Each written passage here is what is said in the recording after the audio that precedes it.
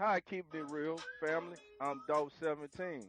And if you're not a member of the Keeping It Real Who That Sports family, I invite you to please come join the family. Come join the fun.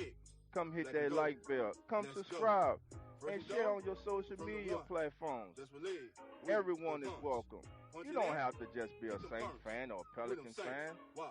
You can be a fan of the Cowboys. It could be the Ravens. It doesn't matter.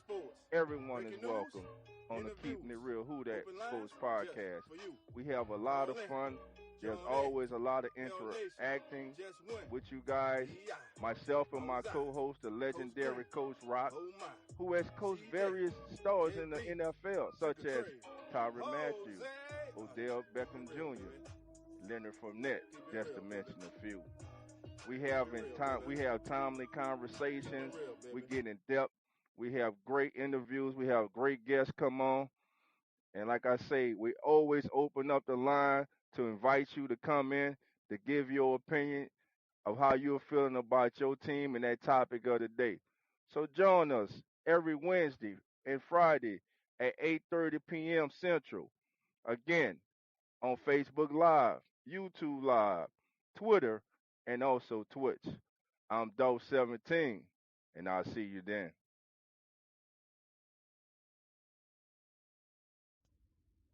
Hi, Keeping It Real family. I'm Dope17. And if you're not a member of the Keeping It Real Who That Sports family, I invite you to please come join the family. Come join the fun. Come hit that like bell. Come subscribe and share on your social media platforms. Everyone is welcome. You don't have to just be a Saints fan or a Pelicans fan.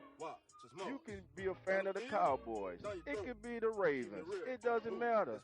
Everyone is welcome on the Keeping It Real Who That Sports podcast. We have a lot of fun. There's always a lot of interacting with you guys. Myself and my co-host, the legendary Coach Rock, who has coached various stars in the NFL, such as Tyrann Mathieu, Odell Beckham Jr., Leonard Fournette, just to mention a few. We have timely conversations.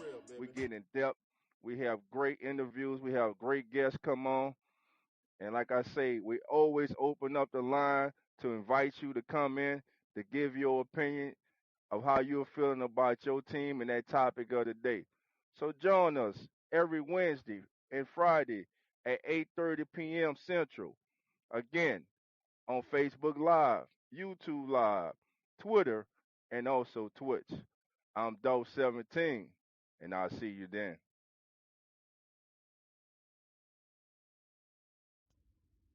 Hi, Keeping It Real family. I'm Dope17. And if you're not a member of the Keeping It Real Who That Sports family, I invite you to please come join the family. Come join the fun. Come hit that like bell. Come subscribe and share on your social media platforms. Everyone is welcome. You don't have to just be a Saints fan or a Pelicans fan. You can be a fan of the Cowboys. It could be the Ravens. It doesn't matter. Everyone is welcome on the Keeping It Real Who That Sports podcast. We have a lot of fun. There's always a lot of interacting with you guys. Myself and my co-host, the legendary Coach Rock, who has coached various stars in the NFL, such as Tyrann Mathieu, Odell Beckham Jr., Leonard Fournette, just to mention a few. We have timely conversations. We get in depth. We have great interviews. We have great guests come on.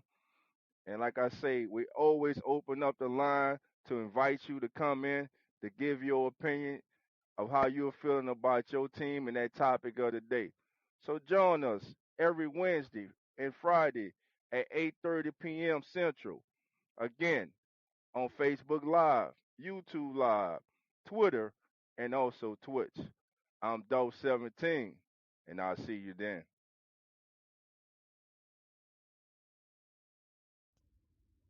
Hi, Keeping It Real family. I'm Dope17. And if you're Ladies and gentlemen, here we come right back at you with part 2 of 3, Rebirth Brass Band. Give it up for the band, y'all. Give it up. Give it up. So Can't hear you. Check this out.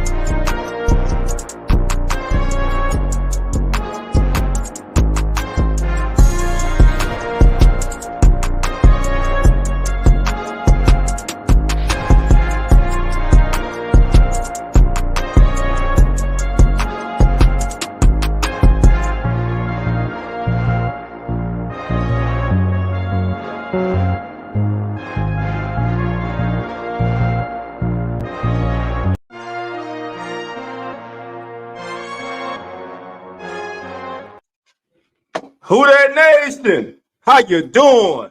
Come on in. Take a seat. Sit back. Relax. Put your feet up. Grab a drink. And let's talk Saints football. Y'all know what time it is. Time to keep it real. Let's go. Family, family, family. How you doing? It's Thursday night, baby. Who that nation united Thursday. Welcome into the show. This is the Keeping It Real Who That Sports podcast. And I'm your host, the one and only, Dove 17. You see the headline under my name. 3-4 Saints look to corral the 3-4 Colts. The Colts were one stop away on their goal line for being 4-3. The Saints have a very challenging opponent this week. Gardner Minshew is not your average backup. Gardner Minshew may be the best backup quarterback or one of the best backup quarterbacks in the National Football League. As for our New Orleans Saints, well, we got a $150 million quarterback that right now, family, is not carrying his weight. We got a $150 million quarterback that right now is not getting the job done. We got a $150 million quarterback that is maybe right now the number three, he's the third best quarterback in the NFC South. And if we start ranking the quarterbacks in the NFC, he ain't even in the top 10, top 12. So there's a problem. The problem is with not only Derek Carr, it's not just Derek Carr. Of course, it's the play calling too, Pete Carmichael. But it's the rest of the team. It's inconsistency from the offensive line, which has been getting better previous weeks. You got receivers not knowing their routes. You got team leaders not knowing the routes. You got route concepts where players are right next to each other. You got a quarterback who's not going through his progressions, who's just checking the ball down. We have a young star receiver who a lot of us came down on this past week, and the week just continued to spiral for young Chris Olave. Now, I heard someone say that covers the team that it's a speeding ticket. Listen, there was no excuse for it, but it's really not a big deal. Well, try to tell that to Henry Ruggs if it's a big speeding is a big deal and the lives he took, and now he's behind bars. Fortunate for Olave, he did not something like that did not happen to him. I hope the young man makes better decisions. Football wise, it's time for him to get back to being Chris Olave. Michael Thomas came on and say Chris Olave on the one play that many of us, including me, that I first jumped to, was like, hey, he wasn't even supposed to get the ball. He's just a decoy on that play. I can take that coming from Mike. But also, what about the other weeks, the last few weeks? He's been half-assing it. He's been half-assing it. That play gone. Put that play to the side. Chris Olave is very talented receiver.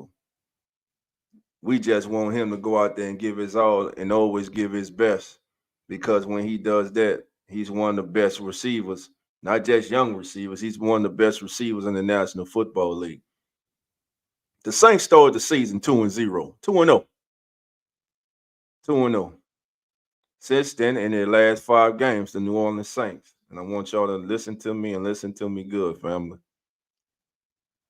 Forget the 2-0. In the last 5 games, we have a 1-4 football team, a team that has found every imaginable way to lose, mostly because of the inconsistency or, dare I say, lack of offensive scoring production from the offense.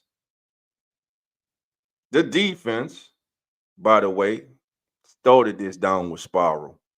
Yeah, some of y'all don't want to hear that, but you go hear it now. The defense started the downward spiral of this current 1-4 state that this team is in. Green Bay game, full quarter. Derek Carr gets knocked out in the third. You were up 17-0, 17-0 in the fourth quarter. That game has changed the fortunes of this team, and that's why we're here right now. And this team is in the situation and current state that they find themselves in. Then you go to Houston, young quarterback, but a young quarterback who's playing beyond his years right now. What do the Saints do? First half, defense doesn't show up. Second half, they play, but again, the offense unable to come through. Young kicker missing field goals. Then game 3. Now, this is after the 2-0 start. Game 3, of course, everyone gets excited. They blow out the Patriots 34-0. It's the Patriots. These ain't the Patriots your daddy watched. These ain't the Patriots you watched when you was in middle school and high school. But hell, the next week, last week, this past week, they just beat Buffalo. And by the way, just to keep y'all updated, Buffalo 24, Tampa Bay 10, third quarter with 4:53 to go. Then last week against Jacksonville, the Saints defense gave them an early turnover. Special teams gave them an early turnover. They went 3 and out and they kicked the field goal. There is something has to be done. Jimmy Graham on the season, family, has 1 catch. 1 catch on the season by Jimmy Graham. 1 catch for a touchdown in the red zone. When asked about Jimmy Graham, our offensive coordinator, Pete Carmichael, the much maligned and just so Pete Carmichael, when asked about Jimmy Graham, yeah, I get asked that a lot. We have plays for Jimmy. We're just not calling those plays. Well, the one time you did call the play for him in the red zone near the goal line, he scored a touchdown. Why the hell you ain't calling the plays for the man again? What's he on the team for? Because I looked at some of the all 22 film and I just see Jimmy Graham out there blocking. I don't even see Jimmy Graham having out there in the route concept. So what are we doing? Why is he on the team? Now, good news came out today that Jawan Johnson looks to be headed back to this team. They can definitely use him. But before Jawan Johnson went out, he only had 7 catches. So this offense now is saying that coaches are saying that now they're going to simplify things. So when they start simplifying things, some may look at it as a bad thing, some may look at it as a good thing. If you're a coach, and then you always hear me say this, your job is to put your players in position to be successful and play to their strengths. So, of course, it makes sense to find out the plays that your players, your offensive players, the side of the ball that has struggled all season and quite frankly is holding this team back. Yes, it makes sense to find out what plays they like and dislike, and and incorporate that into a game plan. But then you have OTAs, mini camp, training camp, preseason. We in week 7, going to week 8 now. Because you're in the NFC South, and right now, family, it looks like it's early, still about 4:15 and counting. Tampa has a 2nd and 5 at their inside their 5, and Buffalo's up 2 touchdowns on them. So there's a chance that at the end of this game tonight, that Tampa Bay will have a 3-4 record. But is anyone confident in the New Orleans Saints going up to Indianapolis this week and winning this game after the coach just put up 38 points on the number 1 defense in the National Football League? They put up 38 on Cleveland. 38, that's the number 1 defense right now. 38. The Saints defense has carried this team the majority of the year, but it ain't been all peaches and cream. And a lot of us want to make excuses. Well, it's because of the offense. No, no, no, no, no, no, no. You get paid, they get paid to play defense. They'll tell you. The dogs in that locker room will tell you. The leaders in that locker room will tell you, no, no, no. It don't matter how many times we go on the field. Our job is to stop them, hold them to field goals or no score at all. There's a crack. There's a crack in the armor of the Saints defense. And there's an article that our brother, shout out to the Saints News Network, that brother Bob Rose wrote. I'm going to put that up there for you. Brother Bob Rose talking about the Saints defense beginning to falter. All right. Let's go full screen now. Get that up there for you. 1 second. All right. There we go. The New Orleans Saints have a ton of problems as they head into week 8. And that's an understatement. They sit only a game on the first place in the NFC South with a 3-4 record, but have lost 4 of their last 5. And we documented that at the beginning of the show just now. 4 of the last 5, we're 1-4 in the last 5 games. The Saints are 25th in third down conversions, 28 in red zone percentage. They are 25th in third down conversion, horrible. 28 in red zone percentage, horrible. Play calling, scheme, receiver spacing, in-game adjustments, and overall execution have all been major issues. I'm gonna read that again. Play calling, scheme, receiver spacing, in-game adjustments, and overall execution have all been major issues. That family is just not one player. That's not just one coach. That's the entire offensive staff. That's the entire offense. Every coach and every player that has something to do with the offense has failed. Look at that. Play calling. We already know that. Scheme. The scheme they're running. Is it a new scheme or is it the same scheme you've been running for the last 16, 17 years? Have you thrown any new wrinkles? Receiver spacing, players, playbook. Come on, man. Y'all know damn well you don't run a route 1 or 2 yards within your teammate. What the hell is going on? In-game adjustments. Do they make in-game adjustments offensively? I don't think so. Now, a lot of us got excited when they did against against the Patriots, but the Patriots were in the free fall, and overall execution had all been bad. All right, so Bob starts. The first thing starts the Saints' run defense. Now, has the Saints' run defense improved from what it was last season? Yes. New Orleans has shown tremendous improvement from a porous run defense that ranked 24th a year ago. After 7 games, they're 12 spots better. They rank 12th against the run, allowing 99 yards per outing. They are yet to allow a rusher to hit 65 yards against them. And they have only allowed 2 runners to have as many as 60 yards. And he credits it to the defensive tackles, the addition of Brian Breesy in the draft, Nathan Shepard, and I think Colin Saunders has been a solid major addition up front. And of course, Demario Davis and Pete Werner, their lead against the run. Cam is still one of the best edge run defenders in the National Football League. But you know, this is about week 8. This is when Cam kind of starts cranking up his sack total toward the second half of the season. So Bob goes on to write, despite being mostly stout, the run defense has shown cracks in recent weeks.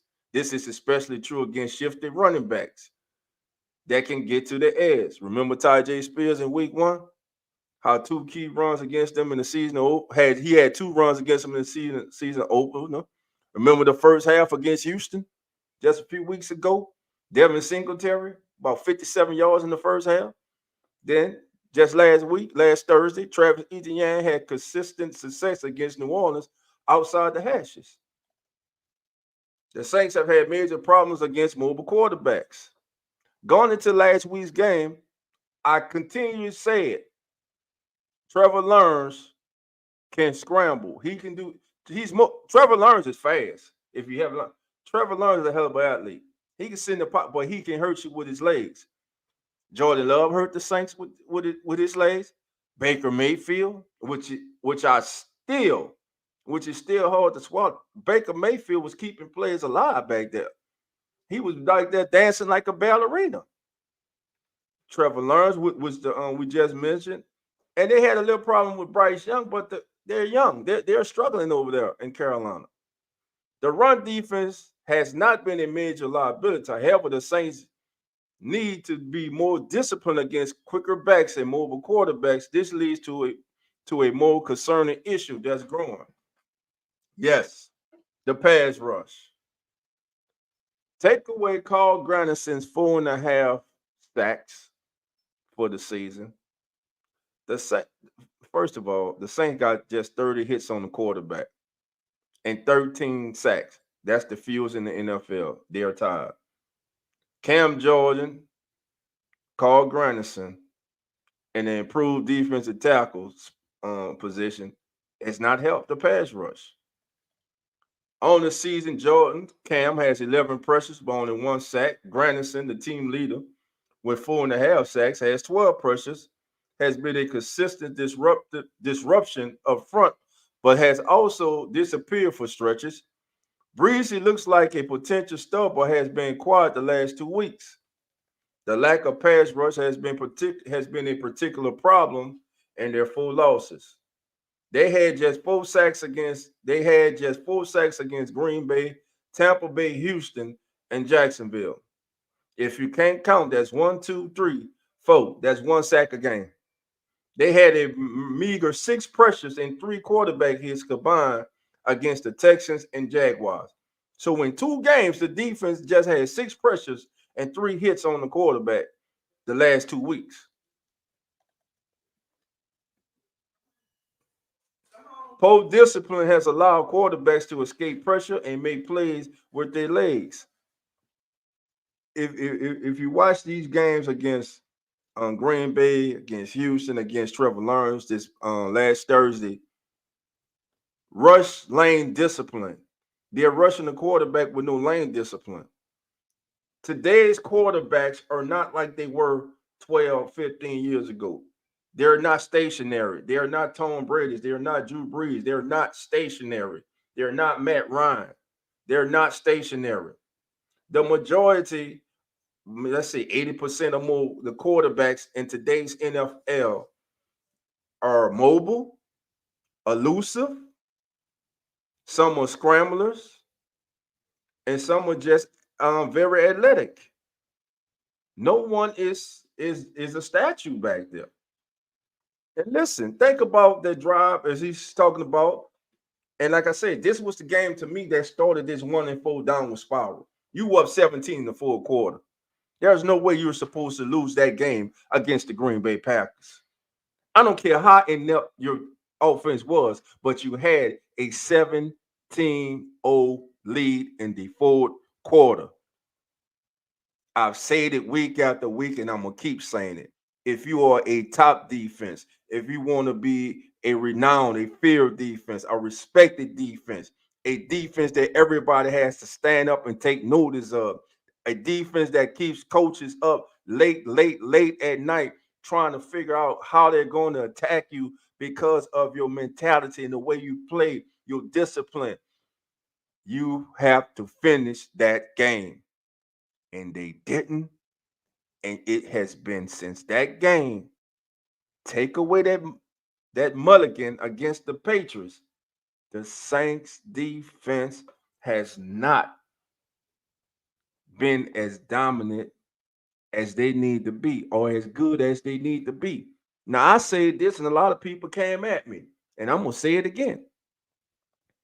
They play good for stretches, but when the most important series comes up, when they need a stop and they need to get that team off the field, they simply have failed.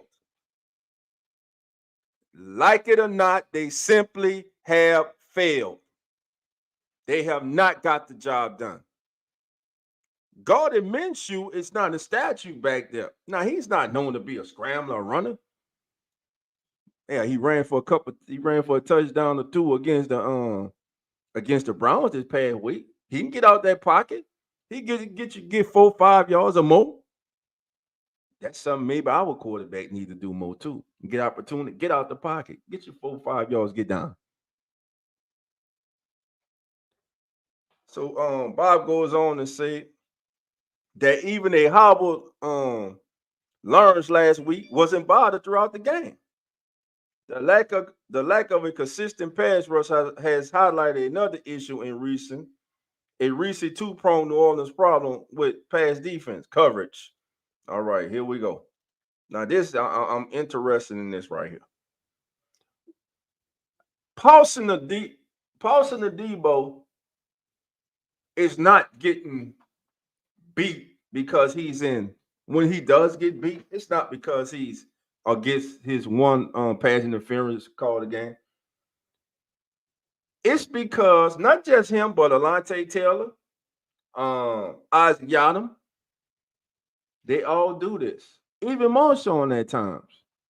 They all run with their back to the ball and play through the receiver's eyes and hands. When the Debo got his intercept, he turned his head. When Isaac Yadam got his intercept, he turned his head. Turned his head around, in position, put your right hand out, feel the receiver, turn around, find the ball, make a play. I don't know if that's the way that they're teaching DBs because you see it every Saturday in college football. We're seeing it in high school. I don't understand how you run down the field and you don't find the ball as a defensive back, as a cornerback. You have to find the ball.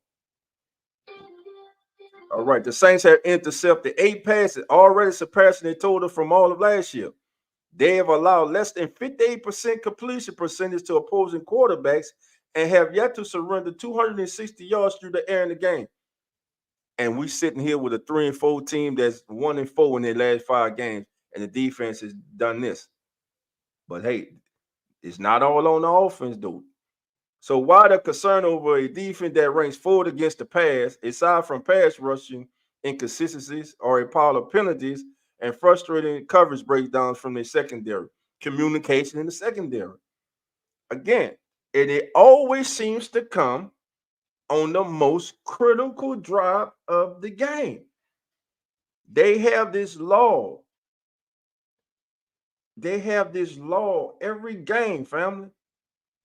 And I understand that this defense has to carry one of the most inept offenses in the National Football League so far this year. And it's a shame we have to say that when you got an Alvin Kamara, Michael Thomas, Chris Olave, Rashid Shaheed, and a damn Taysom Hill, and you cannot score more than 19 a game.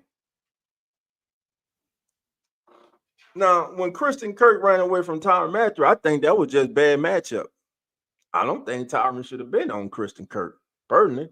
But again, that play that Christian Kirk caught, that play is not designed to go 40 yards for a touchdown.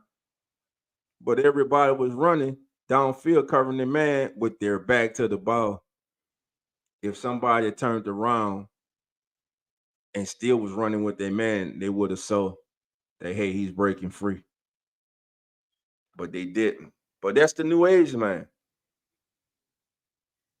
That's the new age, man. Look, Nico Collins, Dalton Schultz, and Noah Brown for the Texans combined for 10 receptions for 158 yards. Chris Godwin caught 8 balls for 144 yards. But more baffling was that Devin Thompson, Trey Palmer, and Kay Otten caught 9 of 11 targets for 59 yards and 2 touchdowns.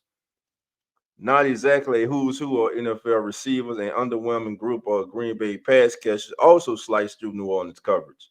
And they even loved to throw for 104 quarter yards and pick up another 67. Question mark. Yeah, we all know about that penalty. But y'all get the idea, family. Just wanted to share that. Again, if you want to read the entire article, it's over at the Saints News Network. Our brothers over there, Mr. Kyle T. Mosley, Mr. John Hendricks, Mr. Ross Jackson, and the one and only Mr. Bob Rose. All right, family. We got 42 of us in here, family. If you please, I ask that you please hit that like bell. All right.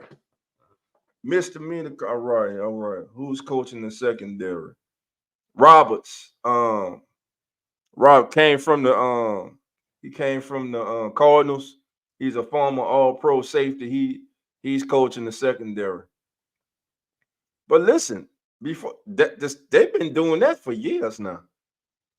That's why I say I don't know if it's a trend. Yeah, Rose sound like a broken record. I don't know if it's a trend or what of how they're teaching to play the DB position today without turning around to find the ball. How can you possibly get interceptions if you don't turn around and find the ball? If you're just looking at the receiver and you're waiting till his hand goes up to put your hand in there and try to dislodge one of his hands from the ball, your chances of getting an intercept are slim to none. The intercepts that the Saints do have, go look at them. They were looking at the ball, not running with their back to the ball. So it's coaching, it's fundamentals, man. So we'll see. All right. Now let's dive into the opponent we faced this week, the Indianapolis Colts, and let's take a look at what the challenge the Colts will present this week. Look at some of their stats. Of course, their young quarterback is out for the season, so Gardner Minshew now will take over as the quarterback for the remainder of the season for the Indianapolis Colts. On the season, Gardner Minshew, as you see here on the screen, has 5 touchdowns, 4 interceptions. He's passed for 1,187 yards, and he has a rating of 87.15. But let's go deeper in that. Let's go to his splits. I want to know what he does on first down. Now, if you're new to the show, there's something that I've been saying since I started this show. a couple years ago, maybe 3 years ago or more, I started paying attention to team success on first down and how if a team has a a highly successful rate on first down, how successful that drive is and how successful they are throughout their game because they get in second and short, they get in third and short, or third and manageable. So, and if we if you look at the Saints are struggling some on first down. They're struggling. So my thing here, let's see what Gardner Minshew does on first down. Let's look at the splits here. If you can see that on screen, family, everybody put a 1 in the chat. Let's see. All right. Let's go. Let's see splits passing. All right. October AFC team. This says opponents. All right. That's not the one I'm looking for. Let's see.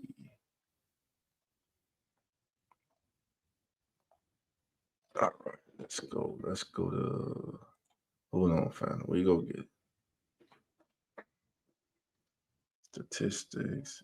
Let's go. Let's see. Gardner Minshew. There we go.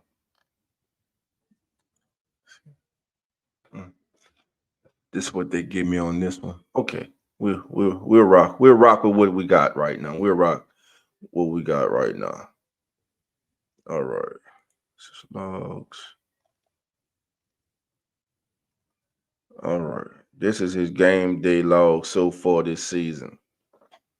But what I'm trying to get, I'm trying to find, let me see if it's in situational. Game has all right, this one I'm looking for. Point difference quarters. Okay. Quarters ahead, margin of victory, home and road, first half, opponent's turn. All right, let's start with field position. All right, this is Gardner Minshew, family. When we're looking at the field position right here, if you guys can see that. All right, in 6 games, when from the opponent's 19 to the 1 yard line this season, Minshew has completed 14 of 24 passes for 80 yards, 3 touchdowns, and 1 intercept. He has a passing rating of 86. That's on first down from the opponent. So let's say from the Saints 19 going in. This is what we'll be looking at. So we know in the red zone going in, he's completing 58% of his passes in the red zone. Now, let's say go look next will be midfield from the 49 of the opponent to the 20. Okay, here we go. In 5 games, he's completed 29 of 46 passes for 63% passer rating and 257 yards. He's averaging 5.6 yards. So look for the when they cross midfield. He's thrown for 257 yards when they start on their opponent's side of the field, the 49 to the 20. And his longest pass has been 32 yards, but he's got 2 touchdowns. So he's throwing intercept in the red zone, and he's throwing an intercept between the 49 and the 20-yard line. Now, let's look. Him starting from his own 1 through the 20. 4 games, he's attempted 14 passes. He's completed 10 for a 71.4 completion percentage. For 109 yards, he's averaging 7.8 yards per completion. His longest one is 34. He has no touchdowns and no intercepts. Now, from his own 21 to midfield, here's where he shined. He's 52 of 77, and this is on 5 games, family. He's 52 of 77 for 741 yards. He's averaging just under 10 yards of completion, and his longest one has been 75 yards. He has 2 touchdowns, but he also has 2 intercepts. So Gardner Minshew, shout out to real fan Zach, because Zach said something, and he is right. And shout out to our guest last week when speaking about from Cleveland, man, when speaking about Gardner Minshew. Nobody has confidence in themselves like Gardner Minshew. Gardner Minshew will throw you 2, but he moves right on. He'll come back and he'll hit you for 2 too. So it's a give and take with Gardner Minshew. Now, in the first half this season, Gardner Minshew has completed 53 of 76 passes for 536 yards. He's averaged 7 yards of completion. He has 3 touchdowns, 1 intercept. Second half, he's 49 of 81. His completion percentage goes down in the second half for 60.5 completion percentage. Though he has more yards, he has 604 yards in the second half. And of course, his longest pass is 75 yards, 2 touchdowns, 3 intercepts. Last 2 minutes of the game, game's on the line. How has he fared in the 2-minute drill? Last 2 minutes of a half.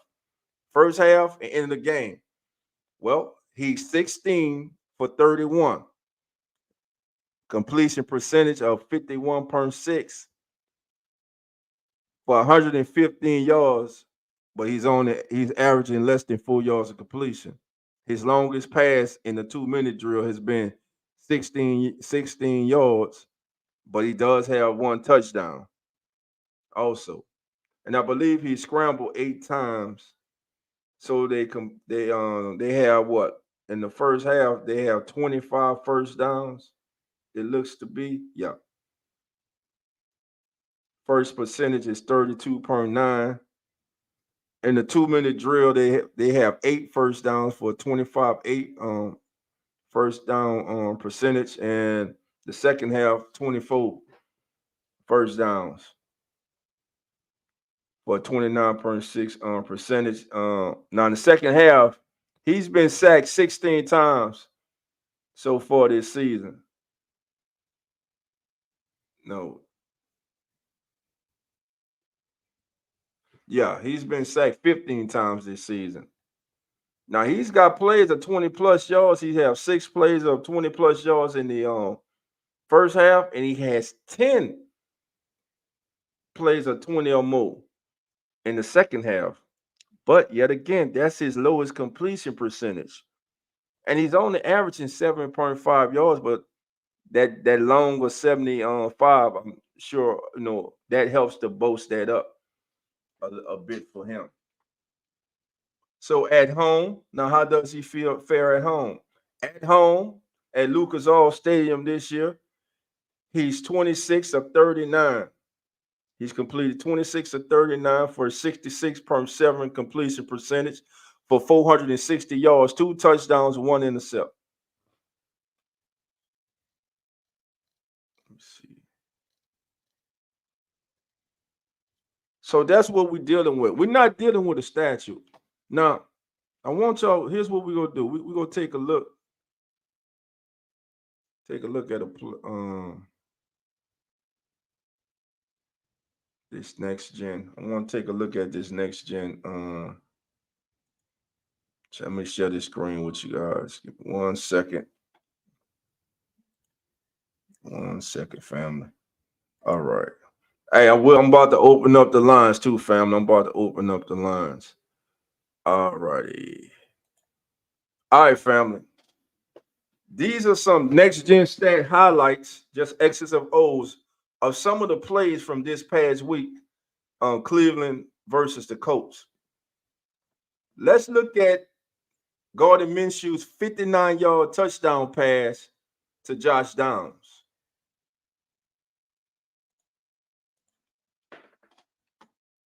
Now, this occurred at 11:47. All right, make sure y'all can see that. This occurred at 11:47, possession 11 minutes 47 seconds. Ball was on Indy's 41. It was the first quarter.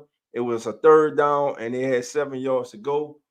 Minshew down the right sideline, as you can see, that's the ball traveling down the right sideline to Josh Downs for the 59-yard score. Now this is that's Minshew right there. Josh Downs is right here. Now we go play this. All right. Minshew got the ball. Now look at the get off by Downs. Let's look at the setup, the defense that Cleveland was in.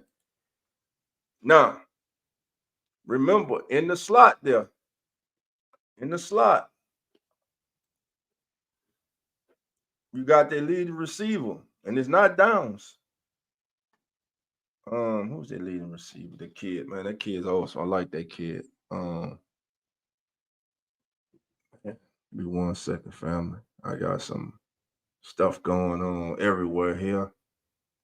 My computer's acting crazy. 1 second. Here we go. All right. All right. Let's run this play, fam. Let's run this play. There's Downs. He's on the outside.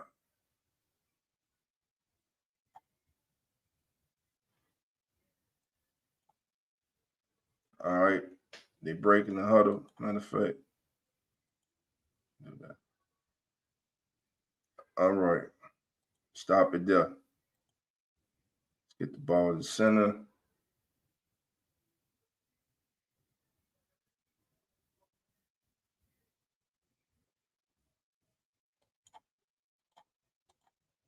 All right. This is Josh Downs right here. He's already beat the cornerback. He's gone, but the safety's over top. So Gardner Minshew has to place that ball between that safety, because remember, this safety's coming over. So he's going to have to place his ball in a spot that doesn't get his receiver's head knocked off by the safety. And this is courtesy of Next Gen. And watch this. Here we go. Look at that throw. But see, what happened was the safety got occupied with the slot. So let's go back and watch that. All right. So that 21 is here. 22 comes out. Let's watch this. I didn't see this earlier.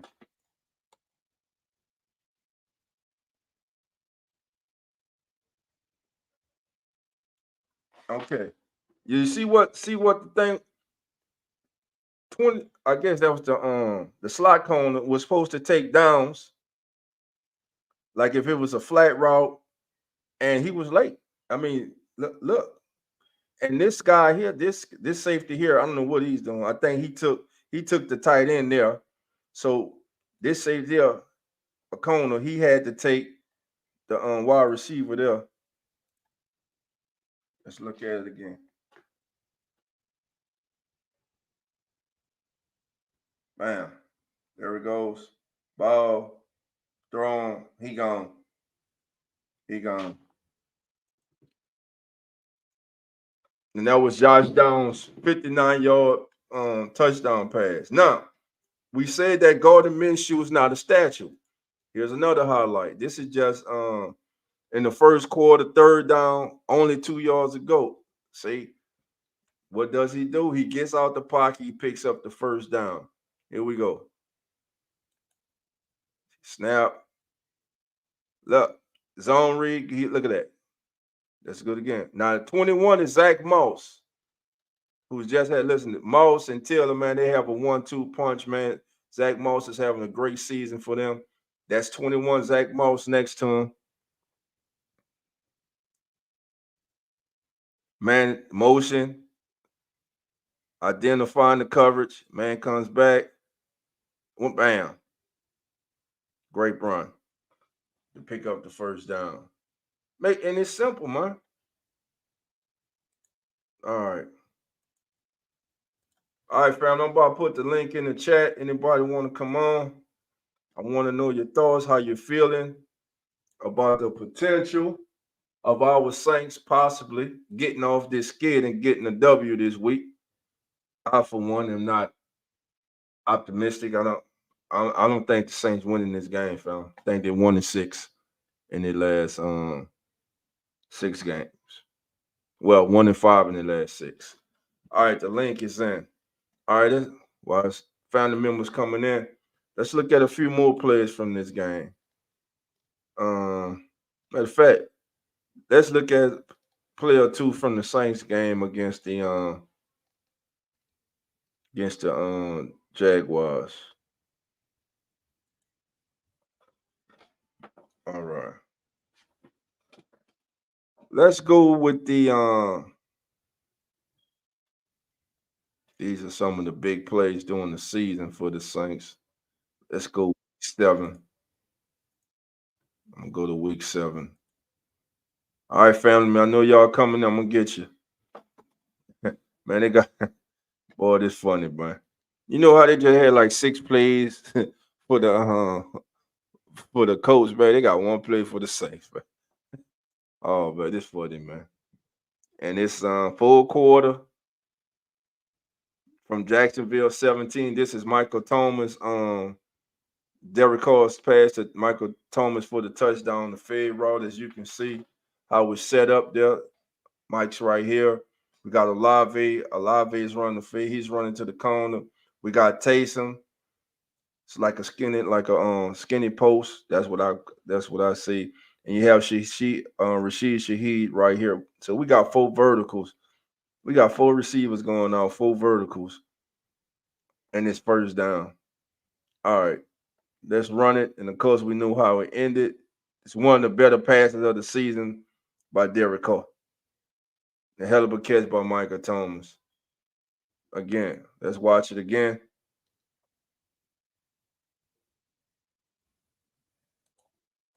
Now, if you stop it here, Taysom is covered. He could have took a chance here. If he throws it here, you have the safety waiting right there. This man's playing underneath coverage because he knows the safety has over the top, so he can undercut anything. So his area was either, hey, Michael Thomas, there's Alvin right there. Dump it down to Alvin. He could have took his shot to Chris right there. But of course, this is got to get a devil his due. This was one of the better pass. This would maybe the best pass he's thrown as a Saint quarterback. The ball placement and everything. And again, there it is. Let's rerun it. Let's rerun it one more time. Right. Ball to snap. Alvin, they come on the blitz. Bam. Touchdown. All right. All right, fam. We got some family members on the back. Jerry, how you doing? Come on in. What's going on, Dog 17? Hurricane Mike, how you doing? Come on in. Hello. All right. Mike, Dog 17. What's good? What's good? What's good, Jerry? I'm here. Good. Hey, family, about 6:53 in county. It's 24-10, and Tampa is looking to try to make a they almost threw in this. Oh, that's a hell of a catch he just made. Yeah, I'm looking at it on Twitch. Yeah, it's 24-10. Yeah, he got sacked. Keep it up, Buffalo. Yeah, it's 24-10. Yes, sir. About 6:30 to go in that game, family. All right, family. What's y'all thoughts about this upcoming game, man? Jerry, can I say something? Of course. So this is what I gotta say. Right, so people are like, man, we gotta stop Minshew, right? We can stop Minshew all day long.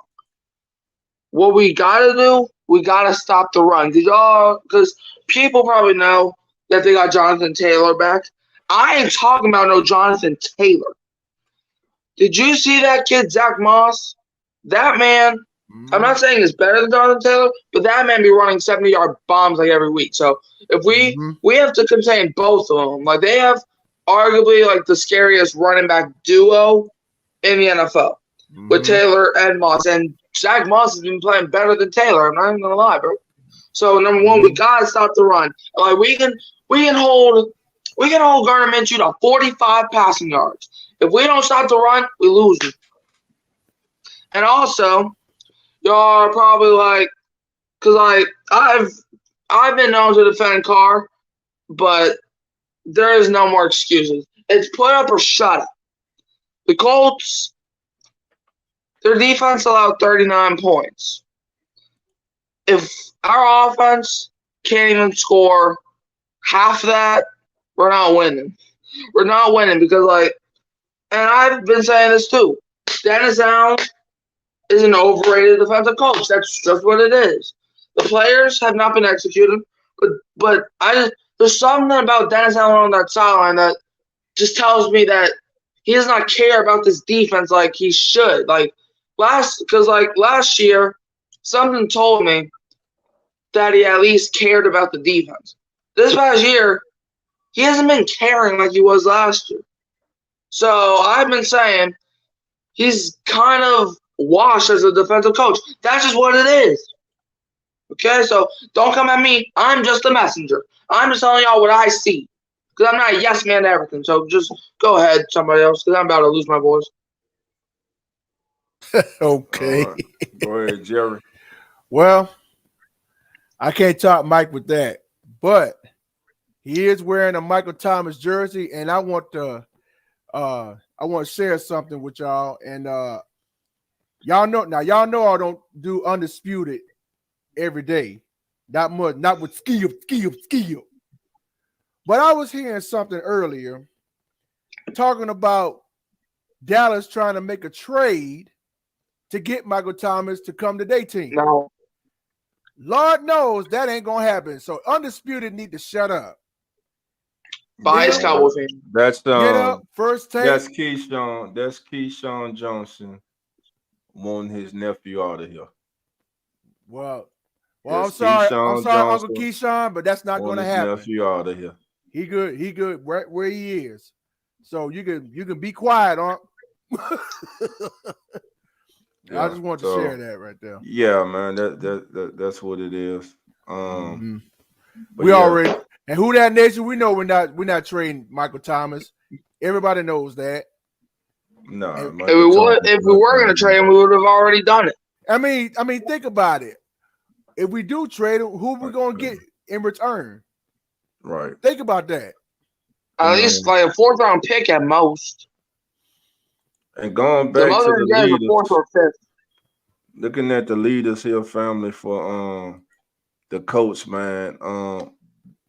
The Colts are explosive. They just go through it. Listen, like Mike said, they got one of the best 1-2 running back combinations in the league. Mm-hmm. Jonathan Taylor, of course, had been out, got his money, but Zach Moss has been balling out his mind. He's having his best season. Gordon Minshew is no bum back there at quarterback. Oh no, he's not. He, like I say, he'll throw you too, but he'll slice you too. Yep. We played him a couple of times. I know we played against him one time when he was with Jacksonville. Right. And I know last year. Right. And I know last year when he was with Philadelphia. Yeah, you got to watch Michael Pittman too. I think Michael Pittman had like I love Pittman in this game too. That's man. a bad dude. Listen, before the season started, everyone's looking at the schedule, and I still hear a lot of the family members saying like, "Man, it was this easy schedule, week 3 and 4." And I told y'all in the off season, no season is the same. Y'all got stuck on that easy schedule. No, what schedule was easy? Whoever had the Saints on their schedule, because they were a 7-10 football team, and it looked like we're going to be another 7-10 football team if they don't get their act together. Listen, if the Saints lose this game this week against the Colts, I'm telling you right now, I'm putting my money on Chicago coming to the Dome, because we know they can't stop a running quarterback. No. I'm putting my money on the Bears. The Saints could possibly go into the bye, family. At what? They 3 and 4 now? Yeah, 3 and 4 right now. They're going to bye 3 and 7. Yep. If they're going to bye 3 and 7, Hayes need to roll. I don't care. Interim coaches need to come in. I don't care then. It needs to start then. Yeah. And now that's a serious possibility. I don't want to be sitting up here going into week 8 talking about week 3 and 4, but it is what it is. You got a team that has disconnect in the locker room. They're starting to push things out in the media. You got a quarterback who just got here who's throwing players under the bus. Shut the hell up and play. Mm-hmm. We don't when the Saints signed you, you said, Derek Carr said, they're already leaders. Saints don't need you to be a leader. They got enough leaders in the locker room. They don't need Derek Carr to be. No, they need you to lead. Lead them on the field. Lead them by going through your progressions. Lead them by not throwing bonehead, stupid intercepts. Lead them by having good accuracy and good ball placement. And then when he does do his job, how about the damn receivers run the right route and don't come back to the huddle patting yourself on the chest talking about my fault? How about that? Facts. How about running back stop running the down? It's called run the daylight. Stop running the darkness. I know if a player is designed to go up the A gap and damn it nothing's in the A gap, jump your ass. If you got vision, if you got vision, and I'm talking about, and I know who I'm talking about. I'm talking about Jamal Williams.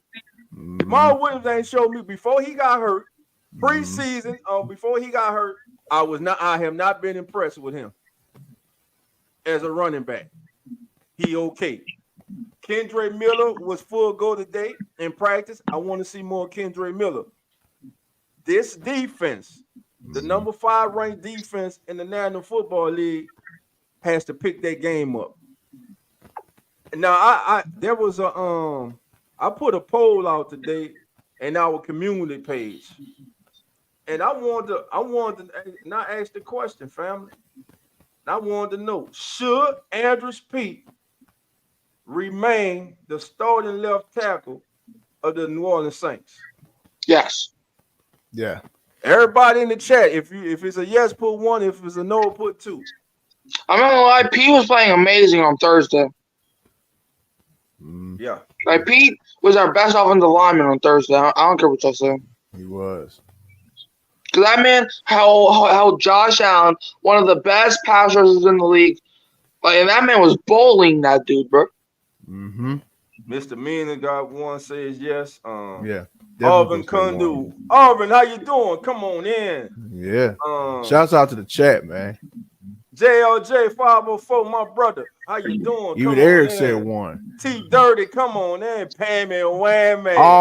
Come on in. Oh man, shout out to T Dirty, my dude. My goodness. Yeah. Who else we got here? My boy L Dub 504. What's going on, baby? Come on shout in. out to the Kings and the Queens. Dennis Allen know he ain't gonna get fired after this season, so that's why he is so nonchalant.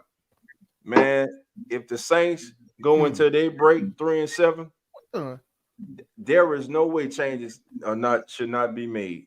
Cause they damn sure you 4 games under 500, you ain't turning the season around. And they come out, they break. They got 3 straight home games.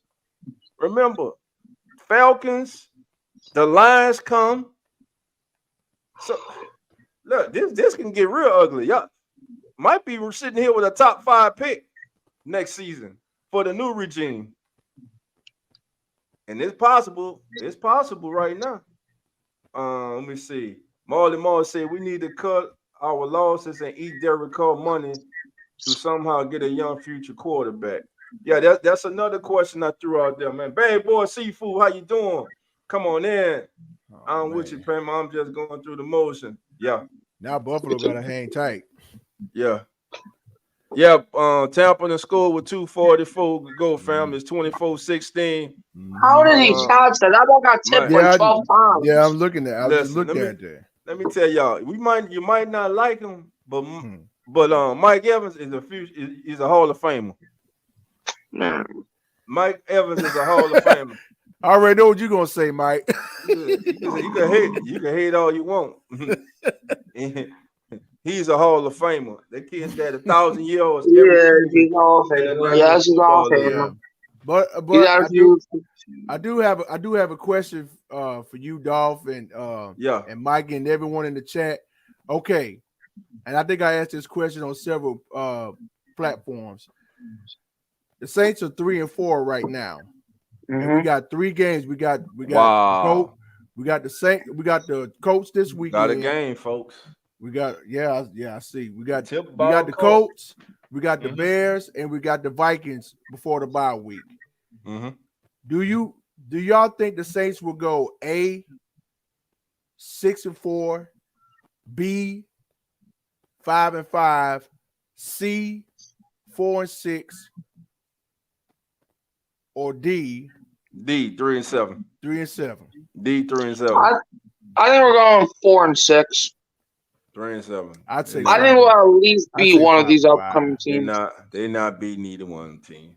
Prove me wrong. They're not. And they 1-4. Says she got they 3-5. 1-4 in their last 5. I'm gonna say that again. Okay. Honestly, I just want us to pound the Bears into the ground. I just want us to pound the Bears into the ground. All right. Hey, Mike, I'm 4-3-7. I'm not gonna lie to you, Mike. Auburn says 4-6. The Bears gonna beat the hell out of the Saints.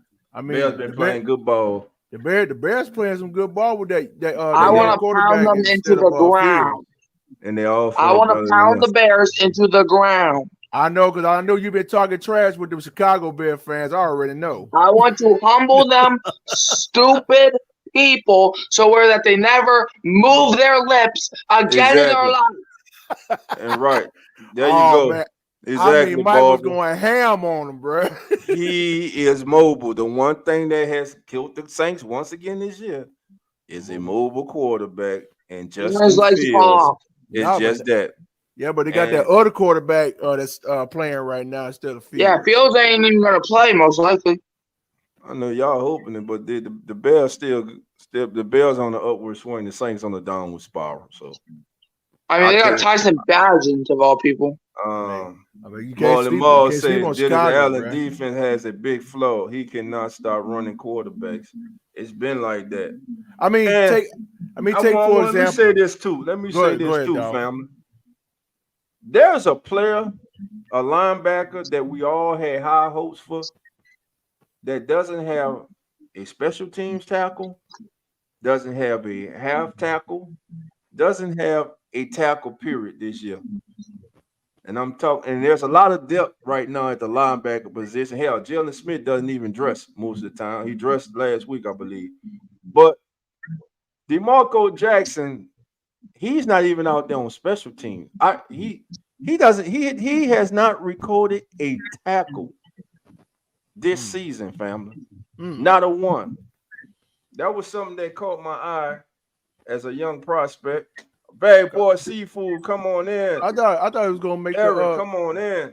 Make the starting lineup. I mean, he's on the practice squad. No, he's on the main roster. I've been saying, as far as Jamal Williams family, I'm telling you that I need to see Mo Kendre Miller. And listen, for the Saints to win this game, know who needs to touch the ball a lot? The X factor. Taysom Hill. That is true. Taysom, I feel like it's definitely. Hold on, Mike. Let me tell y'all this. And I want y'all to seriously, before y'all answer, think about this. When Taysom Hill is heavily involved in the Saints game plan, most of the time the Saints do what? Win the game. Thank you, babe. They win the game. Taysom Hill has the ability to take over a game. That's why we're sitting here right now. We're frustrated. We're upset. We're peed off. Some have totally given up on the season. I don't know why. I wouldn't do that, but you go keep it real. I don't see us winning this game Sunday. I have no confidence in them winning this game Sunday. I just watched this team put up 38. I just watched the Saints defense give up 31. Now, the one glimmer of hope, and somebody came at me on the pregame show. Now he a family member. I don't see him in here tonight, and I was talking about the last 3 drives of that game. Maybe they found something. Remember, the Saints should have finished that game with 3 consecutive touchdown drives. I'm gonna say it again. This offense, though it was late in the fourth quarter, put together back to back scoring drives that did not or were not supposed to end in a field goal or turnover on downs. Boston Monroe, you got to catch that ball, man. You got to catch that ball, man. You got to catch that ball. But the Saints went on, and how did they get there? Tempo. And I'm not talking about hurry up. What did the GOAT? What did the GOAT say? What did the GOAT always preach? Tempo, in out the plays in and out the huddle. Tempo. And I think if the Saints can play with more tempo, like they did in that fourth quarter, and really it wasn't hurry up offense, but it was the tempo. They were going at a fast tempo, yeah, speed yeah, the game yeah. up. Right. They speeded up, and also they simplified the defense for the quarterback and the offensive coordinator because they couldn't substitute that much. You know what I'm Exactly. saying? So the coverage was basically the same. They were on the number of coverages they can run. So Right. I think now they have that's something that I'm not saying you do it the whole game, but you pick your peaks and valleys when to do that. If the offense comes out Sunday on their first drive and they're stagnatic and they go 3 and out, the next drive, man, they need to go up tempo. But what the Saints must do in this game, they must get the running game going. They must establish the running game with Taysom Hill, with Kendre Miller, and Alvin Kamara. They got to get the ball. They got to get the ball though. Gabe Davis just running over. Oh, that's Stephon Diggs just running over Buccaneers, man. They picked up a big first down there. Yeah, they're just going to the 2-minute warning now. Yeah, this game's pretty much over. Yeah, this was scary to me, dog. Go ahead, bro. You talk about how okay, when we look ahead at the bill, okay, we want to take it game by game, but realistically, I feel like God Minshew and the Colts are gonna beat us in Lucas Oil Stadium. I'm just a realist at this point.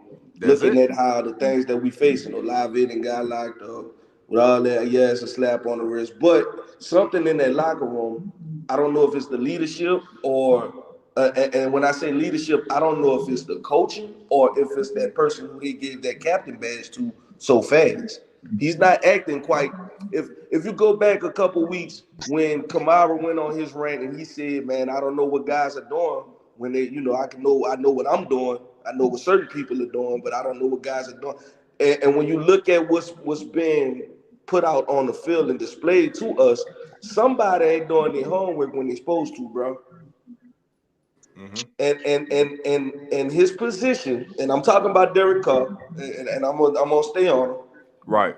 Because if you look at the film, bro, dude missing so many wide open reads, and it's like they talk about, oh, he got to go through his progression. Listen, this man, 32 years old, he been in the league how long? You supposed 10 to be years. out. Come on, man, you got 10 years, bro. And you set in your ways. No coaching is gonna fix that. The only thing that's gonna fix that is he got to put that extra time in the lab in order to fix it. Now, moving forward, my point, you brought up how the Chicago Bears, we can't stop a running quarterback, which is, we know historically the Saints have trouble with stopping those running quarterbacks. You said the same thing about them versus the Houston game, right? Man, that boy didn't break the pack. He didn't break that pocket one time. And add that thing, I shredded that defense alive. Because guys are getting to the point where I don't know who. It's got to be a leadership, a structural thing, because you can see the team breaking down right in front of us. You got guys, okay, I'm stopping on this route. Okay, man, I ain't gonna do that. Oh man, I got this. Look, I got safety help back there. You the safety. What you doing? Right. Like, there's just a lot of, and they're not gonna point the fingers too much in front of us. I'm glad that they've it's like Dennis Allen got a scapegoat in Carr, because now they can say, oh, well, yeah, he been a little too emotional on the field. We don't got room for that, so we're gonna fix that, and that's the problem. That's not the problem. That's a minute part of this big old wrench that's in the engine, man. So, right. I don't know, man, but I know moving forward, I'm not anticipating us to. I don't even want to talk about playoffs and none of that. One game at a time. I hopefully think that, my emotion speaking is saying that we're gonna lose against the Colts, but I honestly think we can come out and beat 3 teams, man, going to the bye strong. The trouble is gonna come when we play Detroit and Atlanta. That's when it's gonna get real. So they will want to go on this 3-game winning streak. You don't want to come out that bye week on the other side of that, man, because you putting the ball into their hand. Tampa losing tonight. So We got a chance to. We got an opportunity to go beat these 3 teams. Come back. Who we play first? Atlanta after the bye, or whoever we play after the bye. We know we got Atlanta coming. So we got to beat them. We got to We got to beat this the Panthers again. And they see teams them games, them later games, bro. We really put ourselves in a big old hole because them later games, even though people like the Panthers ain't going nowhere, it's still a division rivalry, bro. They gonna try to upset our what? They gonna they don't want that second line. So they better get that stuff together, man. But that's all I got to say tonight, man. I'm still rocking with y'all though. All right, man. Let me ask y'all this, man. If the Saints miraculously, and I do mean miraculously, win these next 3 games and go into the bye 6-4, how would you feel? Better yet, how many of you would like that to happen? Meaning that if the Saints go into their bye after 10 games 6-4, they talking about still being alive for the playoffs. They talking about still being alive for the division. And that kind of means another season of Dennis Allen and Pete Carmichael. So that is my question. Would you take 6-4, and which means the strong possibility of keeping Dennis Allen and Pete Carmichael, or would you rather them go into the break 3-7? I'd rather the 3-7. I'm gonna tell you why. Because if we get let's say we do succeed this year and do all this and all that. That success is they're gonna put that on Dennis Allen back. Like you said, we're gonna keep Dennis Allen, and then we're gonna get Derek Carr. And what Dennis Allen gonna do? He gonna take some of that money, he gonna extend Derek Carr again. We're gonna have him another 2 seasons. We're gonna go put another little bull crap quarterback off in there. And you gotta look at it, man. All the people that they got to pay next season, man. Right. Man, we really finna go through a rebuild. And people thought we went through a rebuild. There's just been they've been patching stuff. They've been sticking bubble gum on stuff and keeping the leaks from coming out. Cool. But man, we in the near future, bro, as a New Orleans Saint, just get ready to have your paper back. No. If they keep that man, if they keep that man in place, But hold on, bro. if they Listen, keep that Put your man in foot on the place, brake right there, bro. no, brother. That's not gonna happen. I grew up in the paper bag era, the real paper bag era, and believe it or not, this ain't nowhere close. but Right now, in the but paper bag era, 3-4 be celebrated. They'll have parades. yeah, I'm not saying this season, y'all. I'm saying Not coming. look in Never. the future. I'm Never. saying look in the Never. future. Look Never. at everything we finna lose, and they not even prepared to even start How they not? replenishing or putting stuff How together they for not? this team. How they not? They What not. that? Okay. I'm all Who we right. got? Let Okay, who we got okay. as a quarterback gonna lead our team? You gotta get a quarterback. Okay, that's given. Got to get a Okay, you go. quarterback. All Okay, right. okay, let's go. Offensive. You got. I'm just saying hypothetically, if we Mm-hmm, win out how you saying we would, how that would extend DA's stint in New Orleans. You feel me? mm-hmm, Now, mm-hmm. if we don't win out and have all these positive things go on this season, and things go, if we flop this season, I ain't saying just sell out or whatever. I'm just saying if the cards roll that we don't win these games and take care of our business, they need to hold Dennis Allen accountable. You gotta All right, hold him accountable. right. You didn't beg this man to come back and he didn't want to come back and call him plays. You got to hold him accountable. Okay, well this probably his last year. Okay, boom, that's cool. But what we gonna do, man? We lose Cam Jordan, like you said, Michael Thomas, all these All guys. right. There's people that go on money, man. Carl And there's Granderson. people that everybody is not a Jameis Winston on this team. Jameis Winston the one setback. He's man, look, I come back, I take breadcrumbs, just bring me back. I love the culture. I want to be they're ruining the culture, man. And guys are not happy. It's evident. It's like this. I'm gonna say this. If the Saints have to move on and bring in a new regime, the cover's not there. Yes, DeMario and Cam are older. You go need a quarterback. Any new regime coming in, unless you got a Hall of Fame quarterback or a young stud, you go want to go out and get your own quarterback. So the new regime, they're going to go out. They're going to want to get their own quarterback. All right. If they come, Derek Carr be a stopgap, or they may want to move on from him. Now, is the cover bear for the next head coach of the New Orleans Saints if that happens? No. A lot of people think that the Saints are an old team. The Saints are not an old team. You got to look at it. Cesar Ruiz, Tom McCall is young. You just drafted young Saldivari. You got Trevor Penning. You got Kendre Miller. You got Olave. You got Shaheed. All right. You got Jawan Johnson. All those guys are young. On the defensive side, Breesy is young. Taylor is young. Adebo is young. Laddie Dad is still fairly young in the prime of his career. You know what I'm saying? Jordan Howden, young. Pete Werner, young, stud already. So whoever comes in here next, the cover is not bare. So the rebuild should not be where they have to totally tear it down. Now you could lose some players. Yeah, you can lose maybe DeMario and Cam decide, they had enough to retire. You know what I'm saying? Or maybe they decide to go somewhere else to try to get them that elusive ring. Maybe Tyron retires after this year or next year. I know he said he wants to finish his career here in this with the Saints. Let's throw him a second line and right, a barbecue right. and send somebody goddamn week. But what I'm saying is the cover is not as bare for the next head coach of the New Orleans Saints who's coming in to take over. There is a lot of young talent on this team.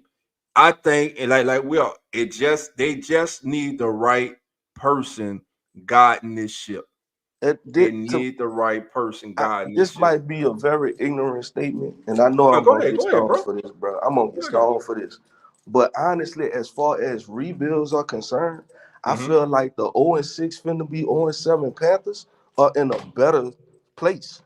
You see what I'm saying? Because they could see what their quarterback have to offer, what he needs. They can build around him. Things like when I think of rebuild, I think of that type of stuff. Now, granted, like you said, we do have a lot of players that's gonna stay that know the culture and know different things.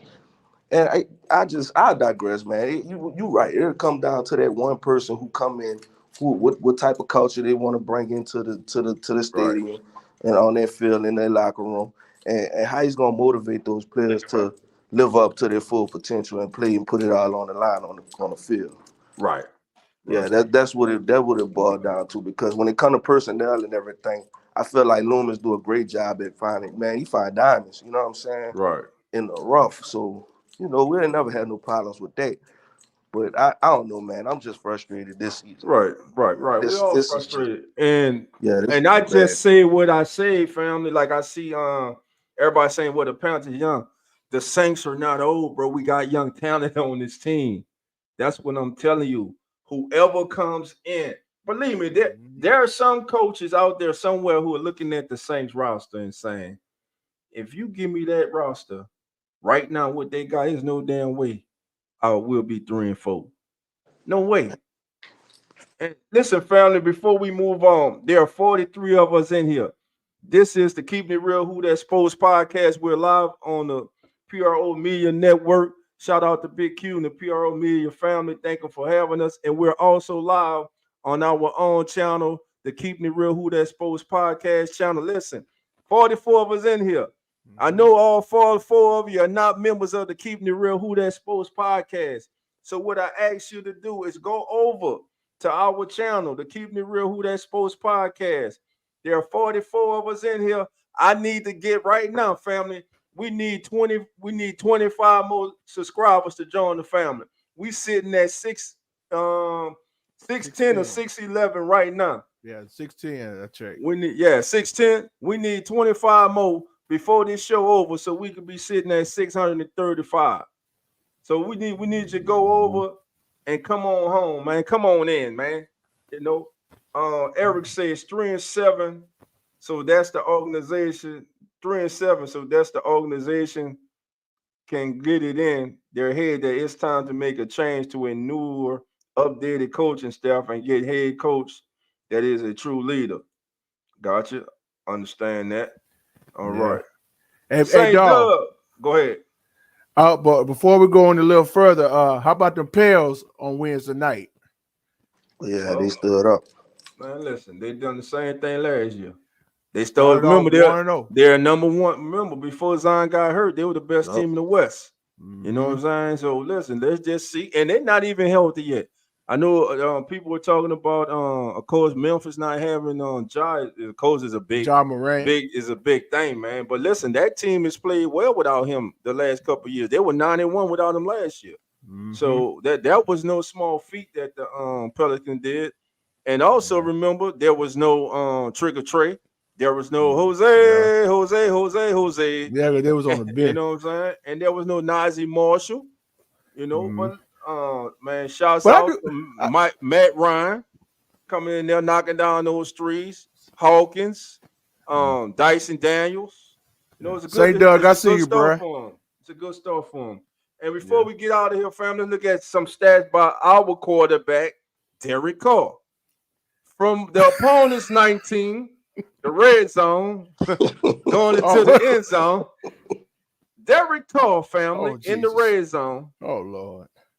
Is 14 of 35. I'm going to say that again. This man is 14 of 35. He's only completing 40% of his passes from the opponent's 19 to the 1. 40% for 100 yards. He has his longest pass is 19. But look at this though. But he got 5 touchdowns. Yeah. He got 5 touchdowns. This is backwards. All right. T Dirty said it best. Let's go. Let Derek Carr from midfield. The opponent's 49 to the 20-yard line. He's 58 of 90. He's completed 64% of his passes for 502 yards, 5.6 average for his longest was 34, but he's got 2 intercepts and 1 touchdown. So on that side of the field, on the opponent's side of the field, he got 6 touchdowns and 2 intercepts. So he got 4 intercepts. So that means he's throwing 2 picks in the Saints territory this year. And because we know that one that went off the receiver's hand against it still is a bad ball player too, a little behind him. But anyway, you professional, you got to catch that. But from the Saints 1 to the 20-yard line, Derek Carr is 21 of 34 for 61% for 370 yards, averaging 9 yards of completion. His longest one is 51. I think that was to Shaheed, but he has 1 intercept. Now from the Saints 21 to midfield, this is his best completion percentage. He's 70 of 96 for, you might as well say 73%, for 691 yards, averaging 7.2 yards of completion. His longest 42, and he has 1 intercept. Now, last 2 minutes. In the last 2 minutes of each half, he's 21 of 41 for a 51.2% completion percentage for 221 yards. And he does not have a touchdown in the 2-minute drill, but he has 2 intercepts. In the first half, he's thrown 3 touchdowns with 2 intercepts for 797 yards. He's completed 86 of 138 passes in the first half this year. He's completed 62% of his passes. Second half, he's completed 77 of 117 attempts for 803 yards at basically 7 yards of completion. His longest, of course, is 51. Feast of famine, 3 touchdowns and 2 intercepts. And this is what you paid. This is not what the Saints paid for. Let me just say that before we get out of here. And I want to thank everybody for being here before we get out of here. Let me just say this. Derek Carr, the New Orleans Saints paid you $150 million. And I'm going on my cell phone because I want to hear him. The New Orleans Saints paid you $150 million to come to a team that is missing a quarterback, and we know there were other problems, but they were mainly missing a quarterback. You, sir, were supposed to be a competent NFL quarterback. You've been in the league 10 years. You had a season when you were throwing for 4,800 yards, less than 5,000. You even had a season before you got injured where you were even in the MVP race. Preach. But since you came to New Orleans, You, sir, are like a person who is scorned. So let me tell you this. Get your head out your ass. Yeah, that's You're right. not in Vegas anymore. They did not want you. They did not want to keep you. They moved on for you. They thought that you were not worthy of keeping, that you were not an asset. They thought they can do better, and they went on and got Jimmy Garoppolo, and y'all about what and what. Mm-hmm. You are here now playing with the best defense you have had in your entire career. You, sir, are playing with a top 5 ranked defense that has their own problems, but they are still a top 5 ranked defense.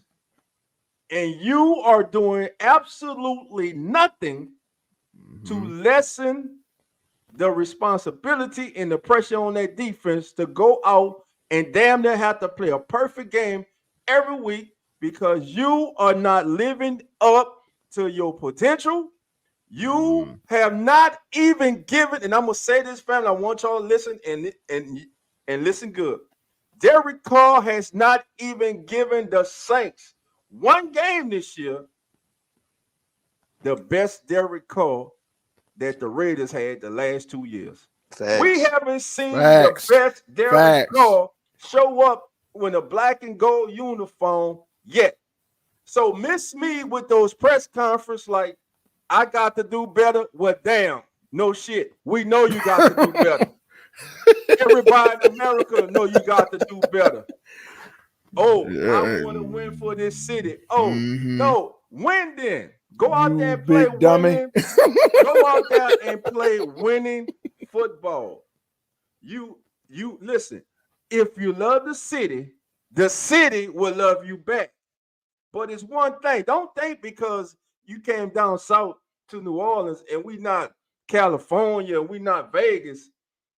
You can't run nothing past us, bro. We can see BS from a mile away. And we're tired of that BS in the press conference. I'm tired of your BS shenanigans on the field with your teammates. You just got here. You got to earn your stripes. You ain't earned the right to go at these players the way you're going. You have to check your emotion. You fussing at the receivers for running the route. Yeah, they need to bust their ass and run the route, even if the play not coming to them. But well, how about you do your job and go through your progressions, you 10-year veteran? There are rookie quarterbacks right now who are outplaying you. We're going into this game Sunday, and we don't know who the better quarterback is. Well, damn it, I do. A lot of people think it's Gardner Minshew. You should have a chip on your shoulder. You should feel the type of way for some of the quarterbacks that are now ranked, that are now considered better than you. You've been in the league 10 years. What did they say about you? You haven't won a playoff game. You haven't had many winning seasons. Okay, you done had skill positions. Okay, the biggest thing was defense. You got a top 5 defense, and you are wasting it. Pete Carmichael's wasting it. Dennis Allen. I don't understand this about Dennis Allen. We're going to get out of here after that. Dennis Allen's job is on the line. I'm going to say it again. His professional job as a head coach, one of 32 jobs in the entire world, is on the line. You have a talented football team that is being held back by poor play calling and your stubbornness for some reason to remove Pete Carmichael as the play caller. Or do you? I'm about to say something. I'm gonna say that. I'm gonna say that to Sunday. Yo, Go ahead and say it, dog. How in the world can you? I'm gonna say it. Hell, I'm gonna say it.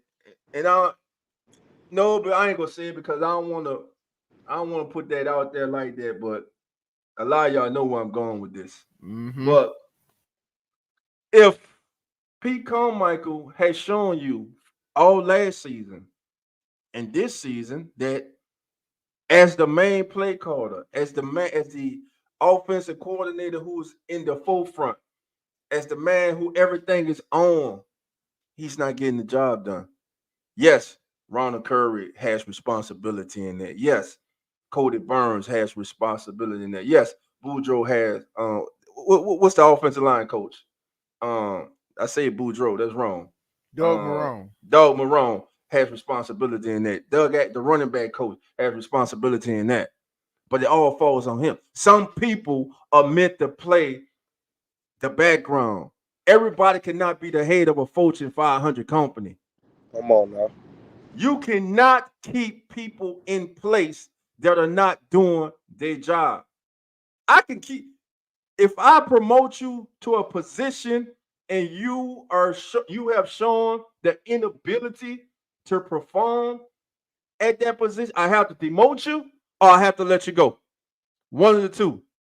And if my job is on the line and I know that I have one of the worst records as a head coach in the history of the National Football League, I will be doing everything possible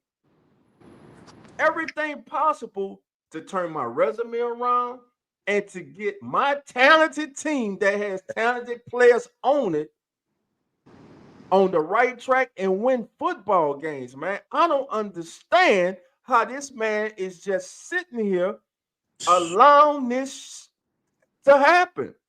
It makes absolutely no sense. None at all, because his job is on the line. You have national media, former players, everybody saying Dennis Allen he's a good defensive coordinator. Everybody knows that. You got to get now. When it comes to that, I defend the man to that. But as a head coach, bro, you're not getting the job done because you're not stepping up and removing people who are clearly not doing the job. Why aren't you benching players? I don't care how much money they make. If you're ass out there and you don't know the play, Preach. your ass going on the bench, I'm gonna put somebody in that does. The hell with how much we paying you, because you ain't doing your job anyway, because you don't know what to do. Thanks. Everybody has to be on the same page to be successful, and this team right now is not. That is why I'm gonna watch Sunday. I want the Saints to win. I'm gonna be involved. I'm gonna be investing in every play in the game. But in my righteous mind, in my thinking mind, and what my eyes have seen from last year and this season, and especially these last 5 games where they're 1-4, I have absolutely no confidence in the Saints winning this game Sunday. I hope I'm wrong. I hope I got to come on the kickback and say, family, I am so glad to be wrong. It feels so good to be wrong. But something tells me that when we come on Sunday, the Saints gonna be 1-5 in their last 6 games. Wallace saying, hell, we gonna beat them. I hope you're right, my brother. I hope you're right, but I just don't see it, bro. I just don't see it. It's a lot of stuff going on. Reginald Porter, how you doing, saying buddy system? That's what it is. Those wants to say if Curry was black, he would be play calling. Yeah, I ain't want to say it, but that's it, bro. I'm starting to think that. I'm serious. What after? And they said they did not, and they said they did not want to bring anybody from the outside in. You have a assistant offensive coordinator on your team that was picked by the NFL to go to the Senior Bowl and be the coach of one of the teams at the Senior Bowl. He's looked upon around the league as a budding star, as a head coach of the future. You let him call plays in the preseason. Come on now. Why haven't you allowed this man to call? It cannot get any worse than what it is now. Let him put his own spin on the offense. Let him have them do this game day. Let's see if he can put the players in a better position to be successful. Can we do that? I just don't understand it. The Saints are 1-4 in their last 5 games. I think the Colts go beat us. I hope I'm wrong. Again, I hope I'm wrong. And that's just me being a realist. I'm not gonna come on here every week and say, "Oh, the Saints go win. The Saints go win. The Saints go win." Man, the Saints go get their ass whooped. That's how I feel. And I hope I'm wrong. In my heart of heart, I hope I'm wrong. But I've been watching football. I can watch football. We all watch football. No, we are not head coaches. We don't deal with the X's and O's every day. But we know football. We know X's. We know O's. We're not stupid. We know good product when we see Facts. good product. We know a good team when we see a good team. We know a team that's together and a team that's not together, a team that's coming apart. We know a team that doesn't have a sense of direction. And right now, the Saints are that. They don't have a sense of direction. They don't have identity. They don't have a starting quarterback. They don't have an offensive coordinator. They don't have a head Preach. coach. And they got a frustrated ass fan base that is loyal, that is so loyal to the code, who breathes and eats everything Saints so much that if when the Saints win, the entire state, the entire city that week is good in the city. They don't understand. This is not like anywhere else. Derek Carr, you have come into a place where football is king. This team means a lot to that community. You have come in half-assing it.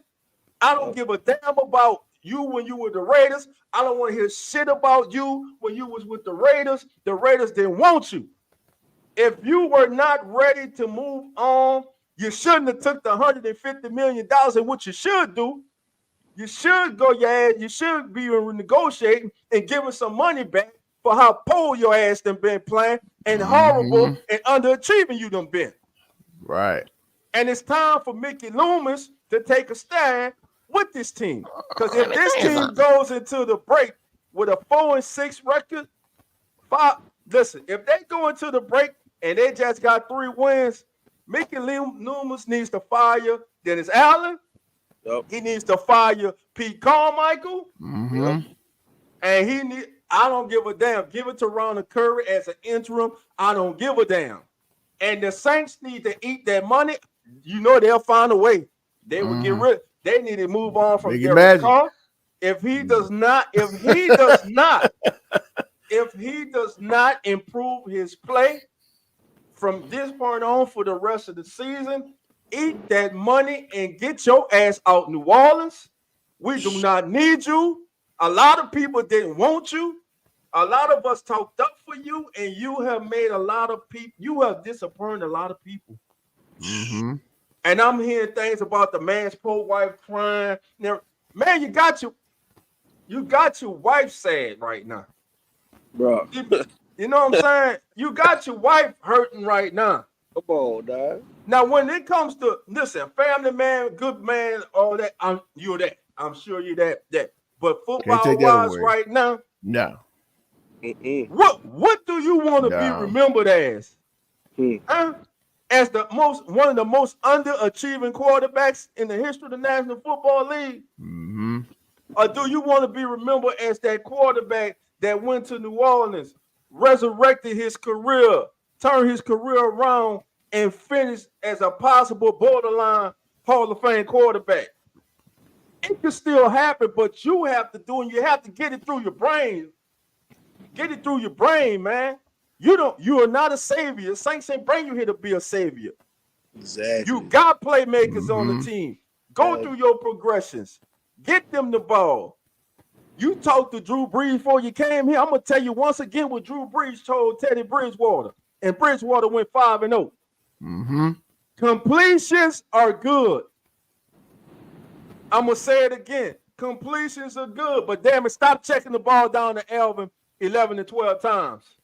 Why the hell Alvin Kamara the last 2-3 weeks got 10, 11, down, or 12 dots because you ain't gone through progressions?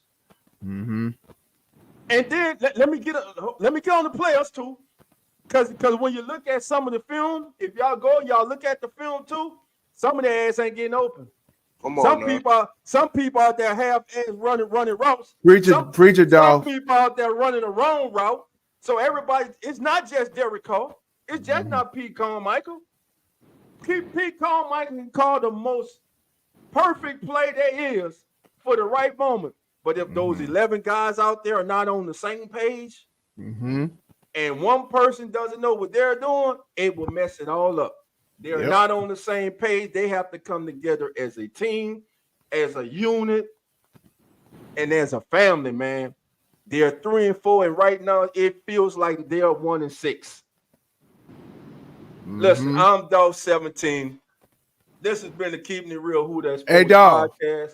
I ask that y'all, again, 46 of us in there, don't only just hit that like. I need y'all to come over and subscribe, become family members, because you get it like this all the time on the Keeping It Real Who That Sports podcast. Listen, we started at 610 tonight. I need 25 more subscribers. Come on over. We marching to 750. Then we go hit 1,000 before this year out. You know what I'm saying? So y'all come on over, join the family, man.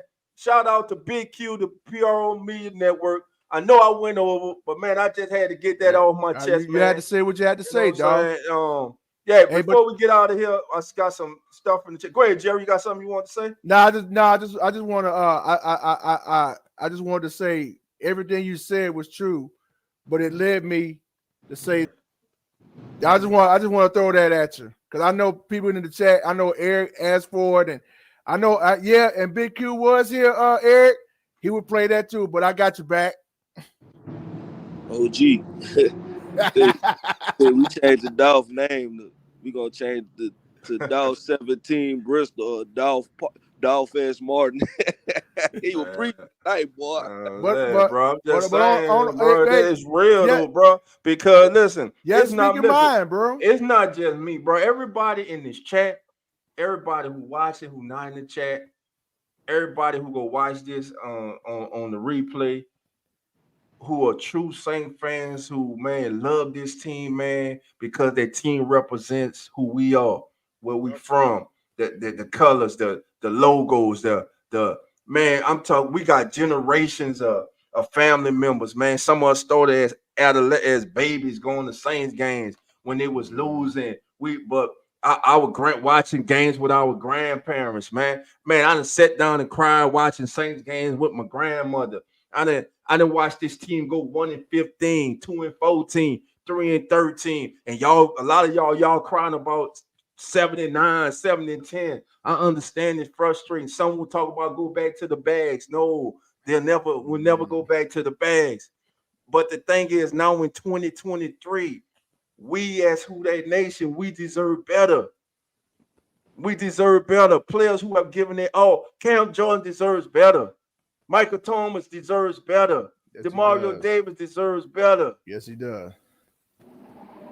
Come on, man. And I can see if this team did not have talent, but that's the frustrating thing for everybody. They got talent. I don't want to hear Derek Carr say anything. Vegas should never come out of his mouth again. Never. I don't want to hear every time you're doing the Saints press conference interview, don't say shit about Vegas. Because we don't give a damn. And frankly, Vegas has stopped giving a damn as soon as they got rid of it. They were tired of you talking about them. Exactly, bro. So with that being said, I'm gonna take a few more comments, bro. I'm gonna get my ass on out here. Yeah, I see. Chantel, we not even gonna do that. Jamie said, let me say this too. I gotta say that. Jamie damn sure ain't the answer either. Y'all done done it. James ain't the answer either. I'm sorry. I think James would just be making the pill easier to swallow because we'll know what to expect. Yeah. But, what's up, Mozzie? How you doing? Yeah. Go ahead, OG. I gotta say this. I gotta give a special shout out to Who Dat Confessional. Y'all know him as Deuce Winham. He's in the chat. How you doing, Deuce? Come on in, brother. Deuce in the chat. Deuce, thank you for being here, my brother. Really appreciate it, my brother. Man, I love your work, man. You one of the people I watch, man. You and the lives, man. They got my mind spinning, man, to do this, man. So I love your film breakdown, everything you do, brother. Thank you for coming over, showing love. Yes, sir. And big shout out to my boy T Dirty when he said it best. T Dirty. He said it best. And you should have heard him on Jono Barnes Tuesday night if some of y'all haven't seen it. But he had a voicemail call He did 2 of them. He did 2 of them, and he did it a whole lot better than me. But he said, "F a car, we should have bought a scooter." There's a lemon law, and right now we got a damn lemon. Man. And I hope he hears it. Dirty. And I hope I promise the God I hope Derek Carr hear this. And we're not saying this to bash you. I'm trying to let you know, bro. Bluetooth to the airways. I'm trying to let you know where you at, man. We ain't bullshitting with you. We don't. No, we not lifting the weights with y'all. No, we not out there learning the playbook and going through all the pain and stuff y'all have to go through. No, we not. But when y'all take that field, people emotionally are with y'all, man. Do you understand, man? This is people joke about this, but this is true. Do you know people have caught heart attacks watching Saints games? Do you know this shit is real, bro? You know how much this means to us, bro? You know people have got into fights over Saints football, man. People driving 4 hours with no insurance. People driving 4 hours, no insurance. Yeah, exactly. Oh man, people taking their Christmas money from their kid to go to Saints game. Come on, bro. Come on, bro. And you coming here? We ain't listen. We not selling. We done been through mediocrity. We done been through horrible. We ain't selling for that, bro. We don't want that. Dennis Allen, you refuse to turn shit around, to do things for your head coaching career. Evidently, you don't give a damn, so we damn sure don't give a damn. and I ain't want even to be coming at Dennis Allen, but I'm trying to figure out. I can't understand as the head coach why the hell you are not trying to make any change necessary to shake things up with players, with rotation, with the coaching staff. I don't understand why you're not trying to shake things up. Now, if you're doing it behind closed doors, kudos to you. But the beat reporters and people, the Nick Underhills, the Deuce Windhams, the TJ Joneses, the Ross Jacksons, the John CBs, Hendricks, Uptown the Road. I'm talking about everybody that covers this team, everybody who's in the locker room. I do not hear them saying that their sources say the Saints are thinking about making a change at the play caller position. Oh, sir, now you bench Trevor Penning. You're not gonna tell me Trevor Penning not the only one should have got benched. And I don't think Trevor Penning should have got benched because he's a young player who lost his entire rookie season. He should still be out there playing. Yeah, but you want to bench him to make him the scapegoat. Hell no, you're not gonna do that. That's wrong, work man. that way. Let that man rookie. Thank you, Miss Barber. Also, Matt Moscona, him too. Todd said, let DA do what he do so he can fire because we don't need him. Man, I'm tired of going through Sundays like I done went through for the last 5 weeks, man. This shit frustrating, bro. Man, dog. I love what I do, bro. And there's professional me. This the fan me. This the professional. This is me, bro. This is There are people who can't say what I'm saying right now. Because they ain't what I'm saying it. We tired of this shit. Yep. This shit is frustrating. Now, if this team was deprived of talent, okay, we probably can eat it better. But when the team has talent, talent that has veteran talent along with young talent, and you week after week continue to put an offensive product on the field like you have been doing the same thing. Shit it's old. And over. It's frustrating. Over. Come on. It's disappointing. It's like you're saying the hell with us. So believe me, we'll say the hell with you. We'll say the hell with buying your damn merchandise. We'll say the hell with paying $100 to go to the damn game and spend $200 on concessions. We'll say the hell with going to park our cars to go to the game and you ain't got security because you got jackasses breaking in our cars. Are you preaching, dog? You preaching, dog. You made all these damn new arrangements to the Superdome and shit on taxpayer money that you pay nothing on. Come on now. And you think, Miss Benson, you think we want this? You think this is what we deserve? I know we don't deserve this. Mickey Loomis, Dennis Rasher, we don't deserve this. We deserve better. 2009 is gone. Them days are gone. Yep. Drew Brees is gone. Sean Payton is gone. Them days are gone. Damn it, bring in the new regime, the new Saints era, winning. But winning should always be here. It should always be at the front line. Now, Mickey Loomis, I kind of understand what you're doing. You don't want to tear it on because you don't have to. But you got a man in there who's not getting the job done. You got an offensive coordinator who's getting it. If Dennis Allen refuses to pull the trigger on Pete Carmichael, Mickey Loomis pull the trigger on Dennis Allen and Pete Carmichael and get him the hell out of here, man. If this shit doesn't get better, and take Derek Carr ass with him, if his ass doesn't start playing better. And Derek Carr must say it again. Give us the same respect you continually give the Vegas who kicked your ass out the door. That's right. Give us the same respect. Hello. Go your ass out there and play good football for us. And I promise you this. I promise you this. If you do go out there and you start playing good football and playing up to your capabilities, I said it before. You love the city will love you back. We'll get on your ass, but boy, we'll have you back. We'll have you back. You didn't even play a down for us, and we had you back this summer when everybody was calling you trash. Come on now. Come on, bro. And you bring your ass in here and you play like trash and make us look bad. Real. But you want to go to every press conference and talk about, I want to win for the city. Stop saying I want to win and do what you have to do to win. Stay your ass out to practice longer. Learn how to communicate with your receivers. Get familiar with the playbook. If there's something that you don't like in the game plan, go to your listen, coach. I don't like that play. This is what I like. Give me what I like. Come on, yeah. Give me the play that fit me. Listen, man, I love y'all. Listen, again, there are 50 of us here right now. Again, come on over. Listen, I need y'all. This is the PRO Media Network, but we're also live on the Keep It Real. Listen, we got only 610 subscribers. Woo. If 50 of us in here, I need 50 new subscribers right now tonight. If you already subscribed, try to subscribe again. Damn it, I don't care.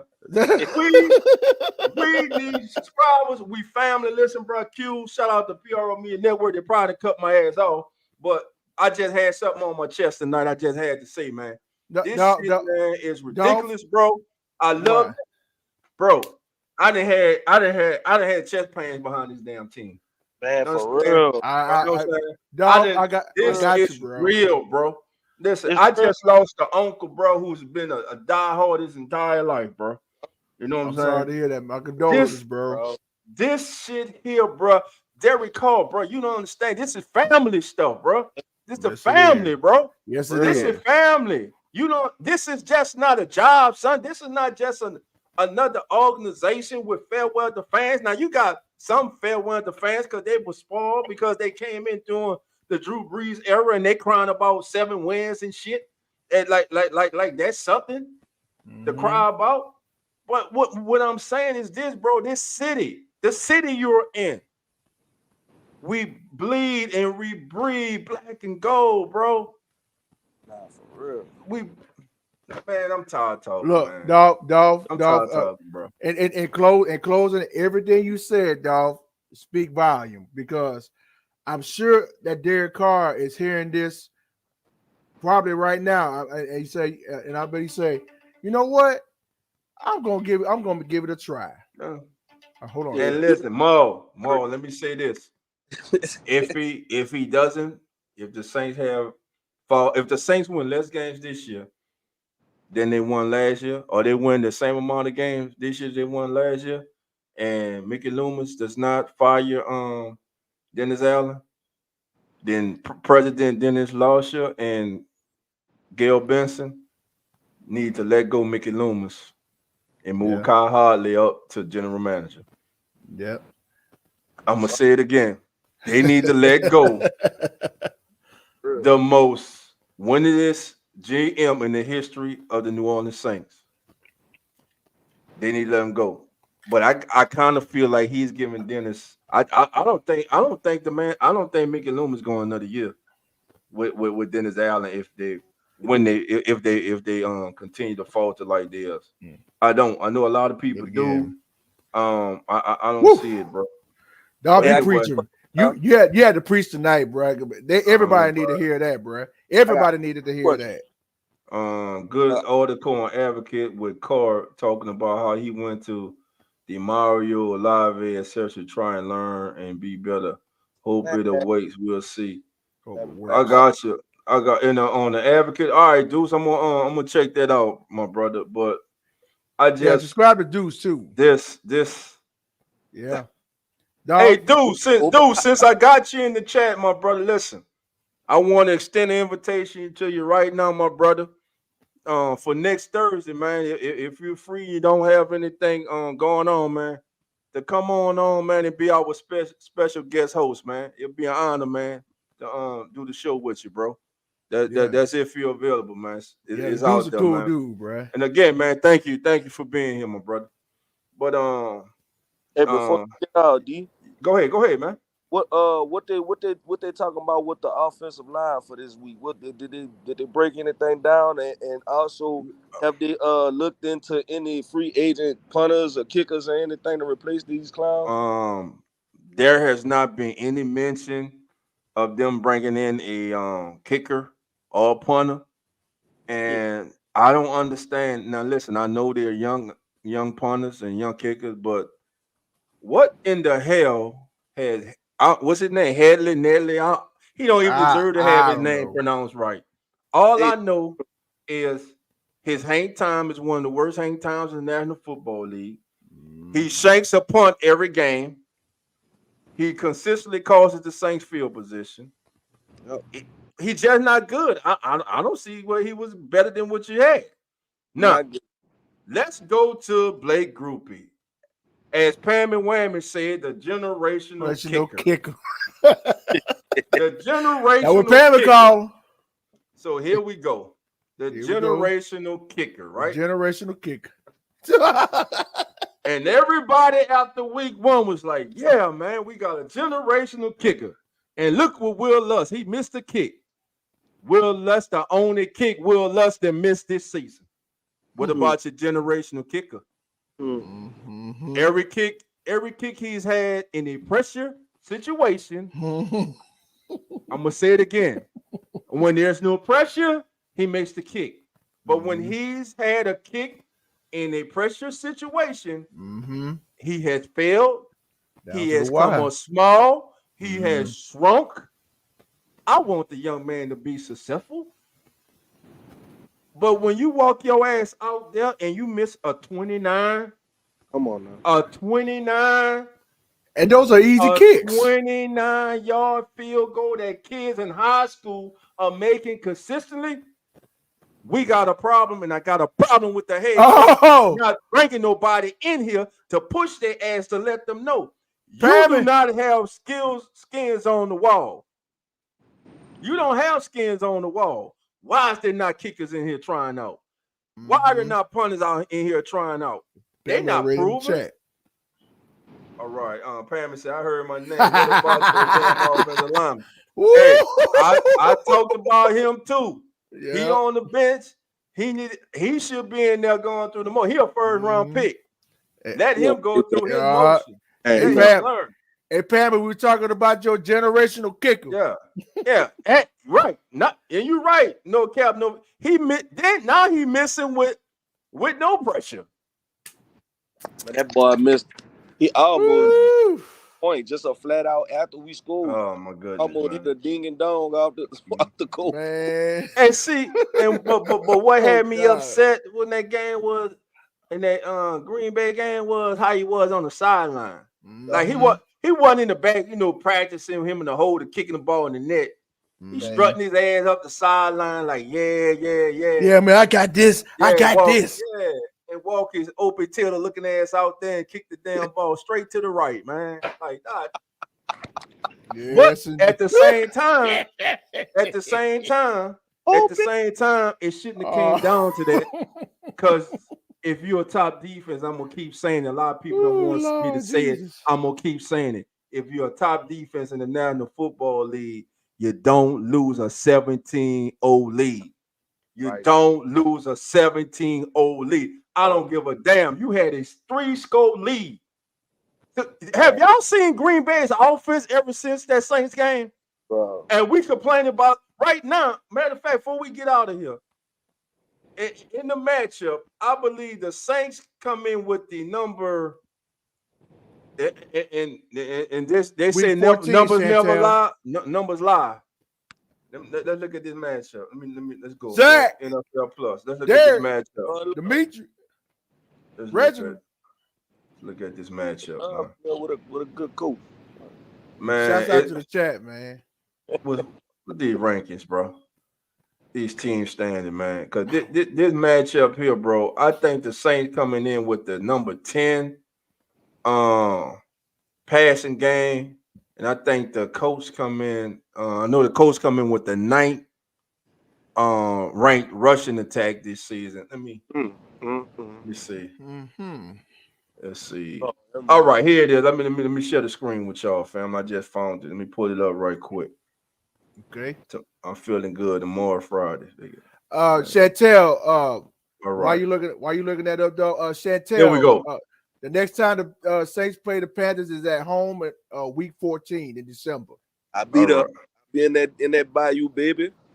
Now check this out, family. Now check this out. The Saints have the 13th ranked offense in the National Football League. How? I don't know. That's garbage minutes, garbage time, yards, and stats. Kind of like Andy Dalton was getting last year, which is sad to say. We gave this man here $150 million. Defense. Right now, the Saints have the 6th ranked defense. The Colts have the 27th ranked defense. Passing offense. With Gardner Minshew at the helm, the Colts will bring the number 8 passing offense into this game, and the Saints, believe it or not, with all their struggles, will bring the number 10 passing offense into this game. But look at here. Rushing. Saints are 19th in the league in rushing, and the Colts are 9. Zach Moss, Jonathan Taylor. Saints must make Gardner Minshew beat them. They cannot let the Colts be able to ground and pound at them. Zach Moss has been running that ball, man. And listen, the Colts defense is susceptible to giving up big plays in the run game. Last week, the young man for Cleveland Ford, man, he broke out the 65-yard run, man. So listen, is it a winnable game for the Saints? Yes. But based on this team's play in the last 5 weeks, family, I can't reasonably sit up here and tell you that I'm confident that our Saints can go into Lucas Oil Stadium against a team that just put up 38 against the number 1 defense in the league, and if not for their poorest defense, should have won that game and be 4-3. They're looking at chops to play the Saints because they know. They already know, man. I'm getting frustrated, man. But I can't get frustrated. I gotta stay professional, bro. But I'm just saying, fam, that we deserve better. This city deserves better. The whole entire Who Dat Nation worldwide, the Who Dat Nation in UK, everywhere deserves better. All around the world, than what we've been getting, man. Yep. So, man, listen, bro. Jerry, Bad Boy, Hurricane Mike. Who else came on? Eric was in here. Everybody in the chat, man. I want to thank y'all. Zach, what's up, my brother? And I want to remind everybody, hey, join us this Sunday for the hottest pregame show that is. As the NFL turns kickoff pregame show with your hosts, Zach and Nonfiction of Real Fan Sports, and Mr. Carlos and PJ from Uneducated Sports. Carlos and PJ. And your boy, Dose 17, and the co-host of the Keeping It Real Who Dat Sports podcast, who's probably on his way home from officiating the game tonight, the legendary Coach Rock family. join us every Sunday morning. We get you set before the game. We have special guests coming in to give you the pulse of the teams around the league. It's a good time, man. It's very informative. It's growing, and we want you to be part of that. And for everybody who's been supporting us, man, we thank y'all for that. Hey, spread the news and share. And for everybody who's here, probably was looking for Big Q. I'm Dog 17, the host of the Keeping It Real Who That Sports podcast. 50 of us in here, family. I need y'all to come on over, join the channel, man. Keeping It Real Who That Sports podcast. Just come on over, man. Join it. I'm gonna put a symbol there to help you. There you go. That's it right there. In the purple. Man, I like go that. to YouTube, man. Pull it on up. Join the family, man. Listen, it's been a great show, family. That's nice right there, dog. I appreciate it, man. Nice. I hope I ain't talk y'all to death, bro. Listen. Oh no, you have to speak it. I tried to get y'all numbers. We went over numbers. We see that the Colts offense can be explosive. It's going to be a knockout, drag-out fight. The Saints are going to have to play their best game in the last, month and a half to win this game. I don't even count the Patriots game. The Saints have to win this game, family. It's a must win. They have to. But right now, I'm not too optimistic. Wallace, I love you, my brother. And I feel you. I love your spunk, bro. Like, man, your confidence, bro. But, bro, I'm speaking on facts, bro. Right now, from what this team is showing me, bro, and things that are going on off the field, behind closed doors, bro. They only they know exactly what's going on, and only those guys and those men and ladies who are there in that building can fix it. I just hope they're able to fix it before it's too late, man, and give us what we deserve, man. A good winning product on the field. And that's all I got to say. I got a few more comments. I'm gonna take two more before I get out of here. There, Gail. Everyone send some prayers up for Slim Salt. He lost. Oh my God, yeah. Oh man. Damn. Yeah, man. We'll do. Shout out to Slim, man. Sorry for your loss, man. Your grandfather, my brother. We're praying for you and the family, most definitely, man. Amen. And wow. So then we're here for you, bro. Sorry for your loss, bro. We're here for you, bro. Yeah, Chantel, you're right. The Browns paid $240 million just so he can come there and outbid the Saints. I don't think he come to Saints anyway, but you know. Yeah, praying for Slim and his family, man. Most definitely. Nah, that man seen that back that thing up video. He be a troll down there. Oh yeah, he couldn't come here, man. He wasn't gonna come down there. He'd have had too many. Yeah. Well, hold on, baby. How I pissed you off about the generational kicker? Yeah, good. Hey, Pammy. Yeah, Pammy. Sister, you already know. You said it yourself. Pammy, she love groupie. Yeah, but grouping and grouped out. Grouping and grouped her. Groupie. Groupie. Yeah.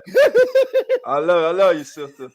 Yeah, everybody again. Our condolences and prayers go out to Slim Salt and his family, man, on the loss of of his grandfather, man. Hey, brother, I know it's hard right now, man. Stay strong, bro. Trust in God, man. Y'all lean on him, not your own understanding. Amen, brother. He got you, man.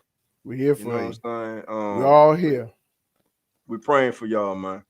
Amen. All right. Man. So with that being said, man, yeah, you two elite goods. I'm still groupie level. Yeah, he on the Saints right now. He on the team. I'd like to see somebody else do. Oh, he next. Yeah, he gone. He Pammy, go out there and miss another kick this week. You might have to start loving you a new kicker. Yes, and we not letting you on the penning bandwagon either. We're not letting you on there. Don't try to come to penning bandwagon when they get rid of his little groupie ass. That's what he gonna be to a little groupie. The groupies. That was look like a little groupie. Groupie. Nah, group. I All joking aside, man, we need Blake Groupie, man, to be more consistent, man, and come on through. All right. I ain't gonna say you, man. I'm just saying. You said that's your boy. I'm not the one calling him a generational kicker. You can't, cause Dolph, I'm tired of talking about Penny. I want you to give my kicker the same leeway you give Penny. Penny was a first round pick. I'm gonna give him all the leeway he needs. Yeah, Groupie was an undrafted free agent who sucked at Notre Dame. And I don't know how he beat Will Lutz out there. Chantel, Lutz in Denver right now, Chantel. Yeah, he was showing with the Broncos. Last I saw, he was what, 8 or 9? Or 9 or 10? Like around 8. Something like that. That's right. Yeah, man. But look, family, I got to get up. Tomorrow's Friday. I thank y'all again, man. Shout out to dudes for coming through, man. Appreciate them being in the chat, man. Man, you know what, man? Shout out to all the Saint content creators, man. Big Q, Hoodie, TJ, man, CB. no cap, no fill. WDN chat line. The Boo Crew. Yes. Jono Barnes. Yeah. Jono. Who else, man? I don't want to forget nobody. Who else I'm forgetting? What's that? Dog 17. No, the guy, man. The guy with the video. Matt Moscona. Yeah, Matt Moscona. Matt, Matt kind of brilliant, like what he do, bro. Oh, yeah. What's the guy name, man? Ooh. He breaking down the videos. He be putting videos up. Man, St. John Butler, man. The Saints historian, man. Yeah, the Who That Spot, man. The Ice Cream Man. Who else? Who else I'm forgetting? Oh, man? don't forget your boy Soul Saint. Man. Who that? Oh, man, hold on, man. My brothers, man, my little bros, man, the Nola bros, man. Man. Come on, man. All my brothers over there, man. We like that. They killing the thing. Yeah, the boot tragedy. Yeah, that's Pelicans. The Pelicans playing. Yeah, Saints News Network, Bob. Yeah, Saints News, man. Man, listen here. And shout out to Mr. Kyle T. Mosley, man. Again, brother, I appreciate you, brother. That man has helped me more than a lot of people know, man. John Hendricks, the entire family over there. Brendan, man, everybody, man, because they all work their ass off, man. Yes, they do. Nick Underhill. Yeah, New Orleans football, man. Yeah, shout out to everybody who covered the team. Shout out to Brooke. Man, y'all do a great job and help us, man, to be prepared to do what we do, man. And this is what I'm saying, man. People who cover this team on a daily basis, man, they don't want to be covering what they're covering, man. Right. They don't want to be covering this mess, bro. And that's what it's turning into, a mess, bro. And we sitting here talking about a mess with a 3-4 football team. You funny, Reginald. A 3-4 football team. Seacrest, man, get out of here with that. Talk about Seacrest. Boy, stop. We said he said, dog, you see a blue Peterbilt 579 with no income express on it. That's me. All right, Bob, I'm gonna be looking for you tomorrow. I see y'all out there eat. Hey, this is what I'm gonna do, man. For all the Who That family members here in North Texas, bro. Here's what we gonna do, bro. I'm gonna find a location, bro, and we gonna meet up, man, and we go for a watch party at a location out here, man, for the Saints game, bro. And we gonna go live too, man. I'm gonna talk to the establishment, bro, and we gonna go live. Bad boy, you in North Texas? Man, yeah, I work right here downtown at the office. Oh man, hell yeah, bro. We gonna we gonna put that together, man. Find somewhere, man. And, that's what's up, bro. We gonna get together, man. I mean, we could go to Daggery Shop, but you know, everybody from out here from North go to Daggery Shop. You know, I got put out that bitch.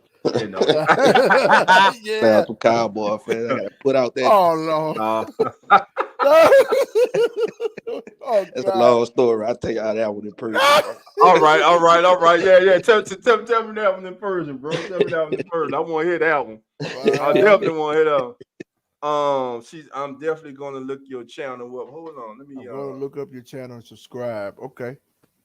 Yeah, do that. Matter of fact, let me do this. Let me copy my channel URL, man. I'm gonna put it in here for all my future subscribers, man. Again, thank Yeah. y'all. I know it's late, but look, it was some things that just had to be said, man. Yep. And the things you said tonight, Dolph, definitely speak volume to everybody out there. Now, that was And this real rap right there, We bro. cause it is not we all needed that message. We Yes, all we. did. and it's again, it's not that we trying to, man, we love our team, man, and we've seen teams that were talent deficient. This team's not talent deficient. You know what I'm saying? Do they have the areas that they need Man, to who is this check out? improve in? Yes. But man, come on, bro. We better than this, bro. Yeah. We damn sure better than Who this, else? man. Let me see. I'm trying to damn. Yeah, my channel URL that damn. Yeah. I mean, it's so many say content creators we all just named, but Man, yeah. So many it's of a 'em, whole man, bunch and of they them. all do a great job, bro. All of them. All of But them do a great job, man. shouts out to all the Saints content creators out there. Y'all, yeah, because y'all give us the news that anybody that we know. Right. Because over there on the national media, they don't talk about it that much, but y'all do. And that's why we stay. That's why. Oh yeah, don't forget Locked On Saints, Ross Jackson. Yeah, of course. Don't Oh man, the can't great Ross can't Jackson. can't can't My can't, can't. first my first interview, man. Listen, bro. I ain't gonna Oh never man. forget that, man. I thought, like I told Ro- I thought I was being punked when he responded, man.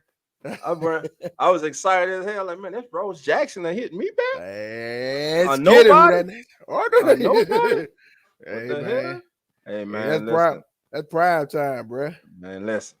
Man, you got some good people, bro. Oh That yeah. cover and cause listen, I go around, bro, and I be looking at some other team podcasts, bro. And believe it or not, bro, those people are at each other's throat, bro. And I don't understand it. Some things just don't make sense, bro. Yeah. Some things just don't make sense, bro. All right. Yeah, Yeah. and look, in the words of Jono Barnes, and he said it in his shirts. If you saw it, Mm-hmm. this shit more than the game. Yeah, it's more than a game, bro. This shit more than the game. That man got it in Saints colors. He got it in Pelicans colors. He got it in Tulane colors and LSU colors. There you go, right there, family. That's the channel right there, man. Keeping it real, so that should take you right there to the channel. Again, Yeah. I want Also, to real thank fan everybody. sports. Yeah. Yeah, real fans. Of course, real fans. Supposed my brothers, man. Yeah, And man. listen, family, look, we're gonna get out of here. Listen, I see everybody Sunday morning, 10:05 a.m. for as the NFL turns kickoff pregame show. We will two right now. We have a representative coming on, a content creator who covers the New York Jets. Of course, it's the Battle of New York this Sunday, the Johnson the Jets. So we go get his perspective, and we have. I'm waiting on two more to get confirmed, but Yeah, Molly. T. we'll Bob definitely. and Jacob Hester. Yeah, Yeah. yeah. Because T-Bone, Jake. let me tell you something about T. Bob. Because that dude know he looked like his daddy. When you look at T. Bob, A Bear, I Mm-hmm. mean, all I see is Bobby A Bear Jr. because he looked just like his daddy. I looked at him, and my goodness, he looked like his pops. Chantel got funny. She say My, Saint going Super Bowl with Cole. All right. hey Chantel, count your blessings. I ain't mad at you. I hope. I She hope. forgot to I, put in a car, bro. She ain't meant to say that. She was trying to say in Oh my goodness. oh It's man, but all listen, love, baby. It's all love. ain't nothing but love, family. Again, this Sunday, our New Orleans Saints will be in Indianapolis to take on those in Indianapolis Colts, and those gentlemen right there, we gonna have to contain them, man.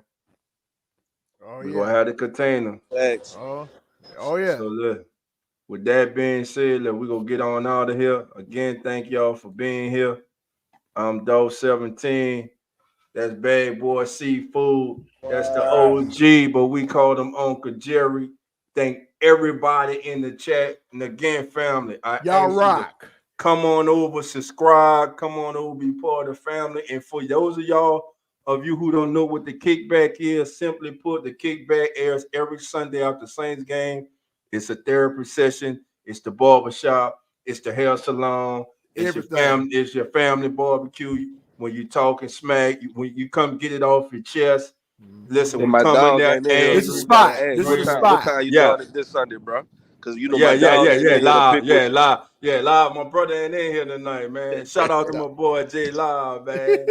You know, spitting facts. You know, J Live spitting nothing but facts in his own mind. My boy JT, that's my brother, man.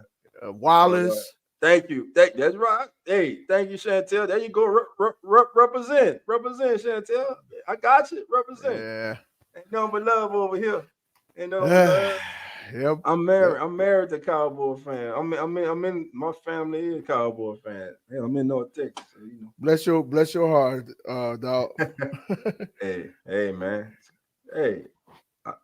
That busted, bless your heart. I roll them boys when they ain't playing the Saints, man. I keep telling y'all that, bro. Y'all think it's a game. Man. I cried on the catch. I'm sorry, bro. I cried on the catch, bro. No, I'm going. I'm sorry. I cried. I was young. I cried on the catch, bro. That broke we my understand, heart. bro. I got you, man. I got you. You know, the white club caught that day a touchdown over Everson Walls. I cried, bro. I'm just saying. Oh man. You know, I'm being honest. I cried, bro. You know. Oh my goodness. You know, I used to watch the Saints lose and watch the Cowboys win. You know. So like vice versa. Yeah. You know. Versa. To play all the time, you ain't got nobody to roof. Yeah, damn. You know. Well. At least one was good. Oh, listen, man. Shit. Y'all be cool, bro. I'll catch y'all I'll catch y'all on Sunday, man. Let me get my ass out of here. I gotta get my ugly ass up. I love y'all, man. I'll see y'all later, man. Hey, as always, family. And like always, love and who that. Thank you, Jerry. I know I'm getting tired. I forgot to say it. Like Jerry said. I got you.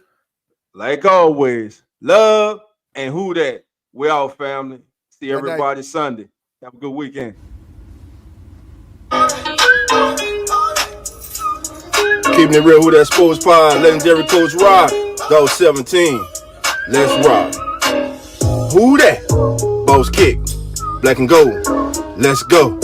First and goal from the one. Best believe we go punch. Punching in, get them punch. With them Saints, watch us march. Down the field, down your throat. Keeping it real, who that sports. Breaking news, interviews, open lines just for you. Call in, join in, Pale Nation, just win. B.I., Mount Zion, Coach Green, oh my, CJ, JV, Trick or Trade, Jose, keep it real, baby.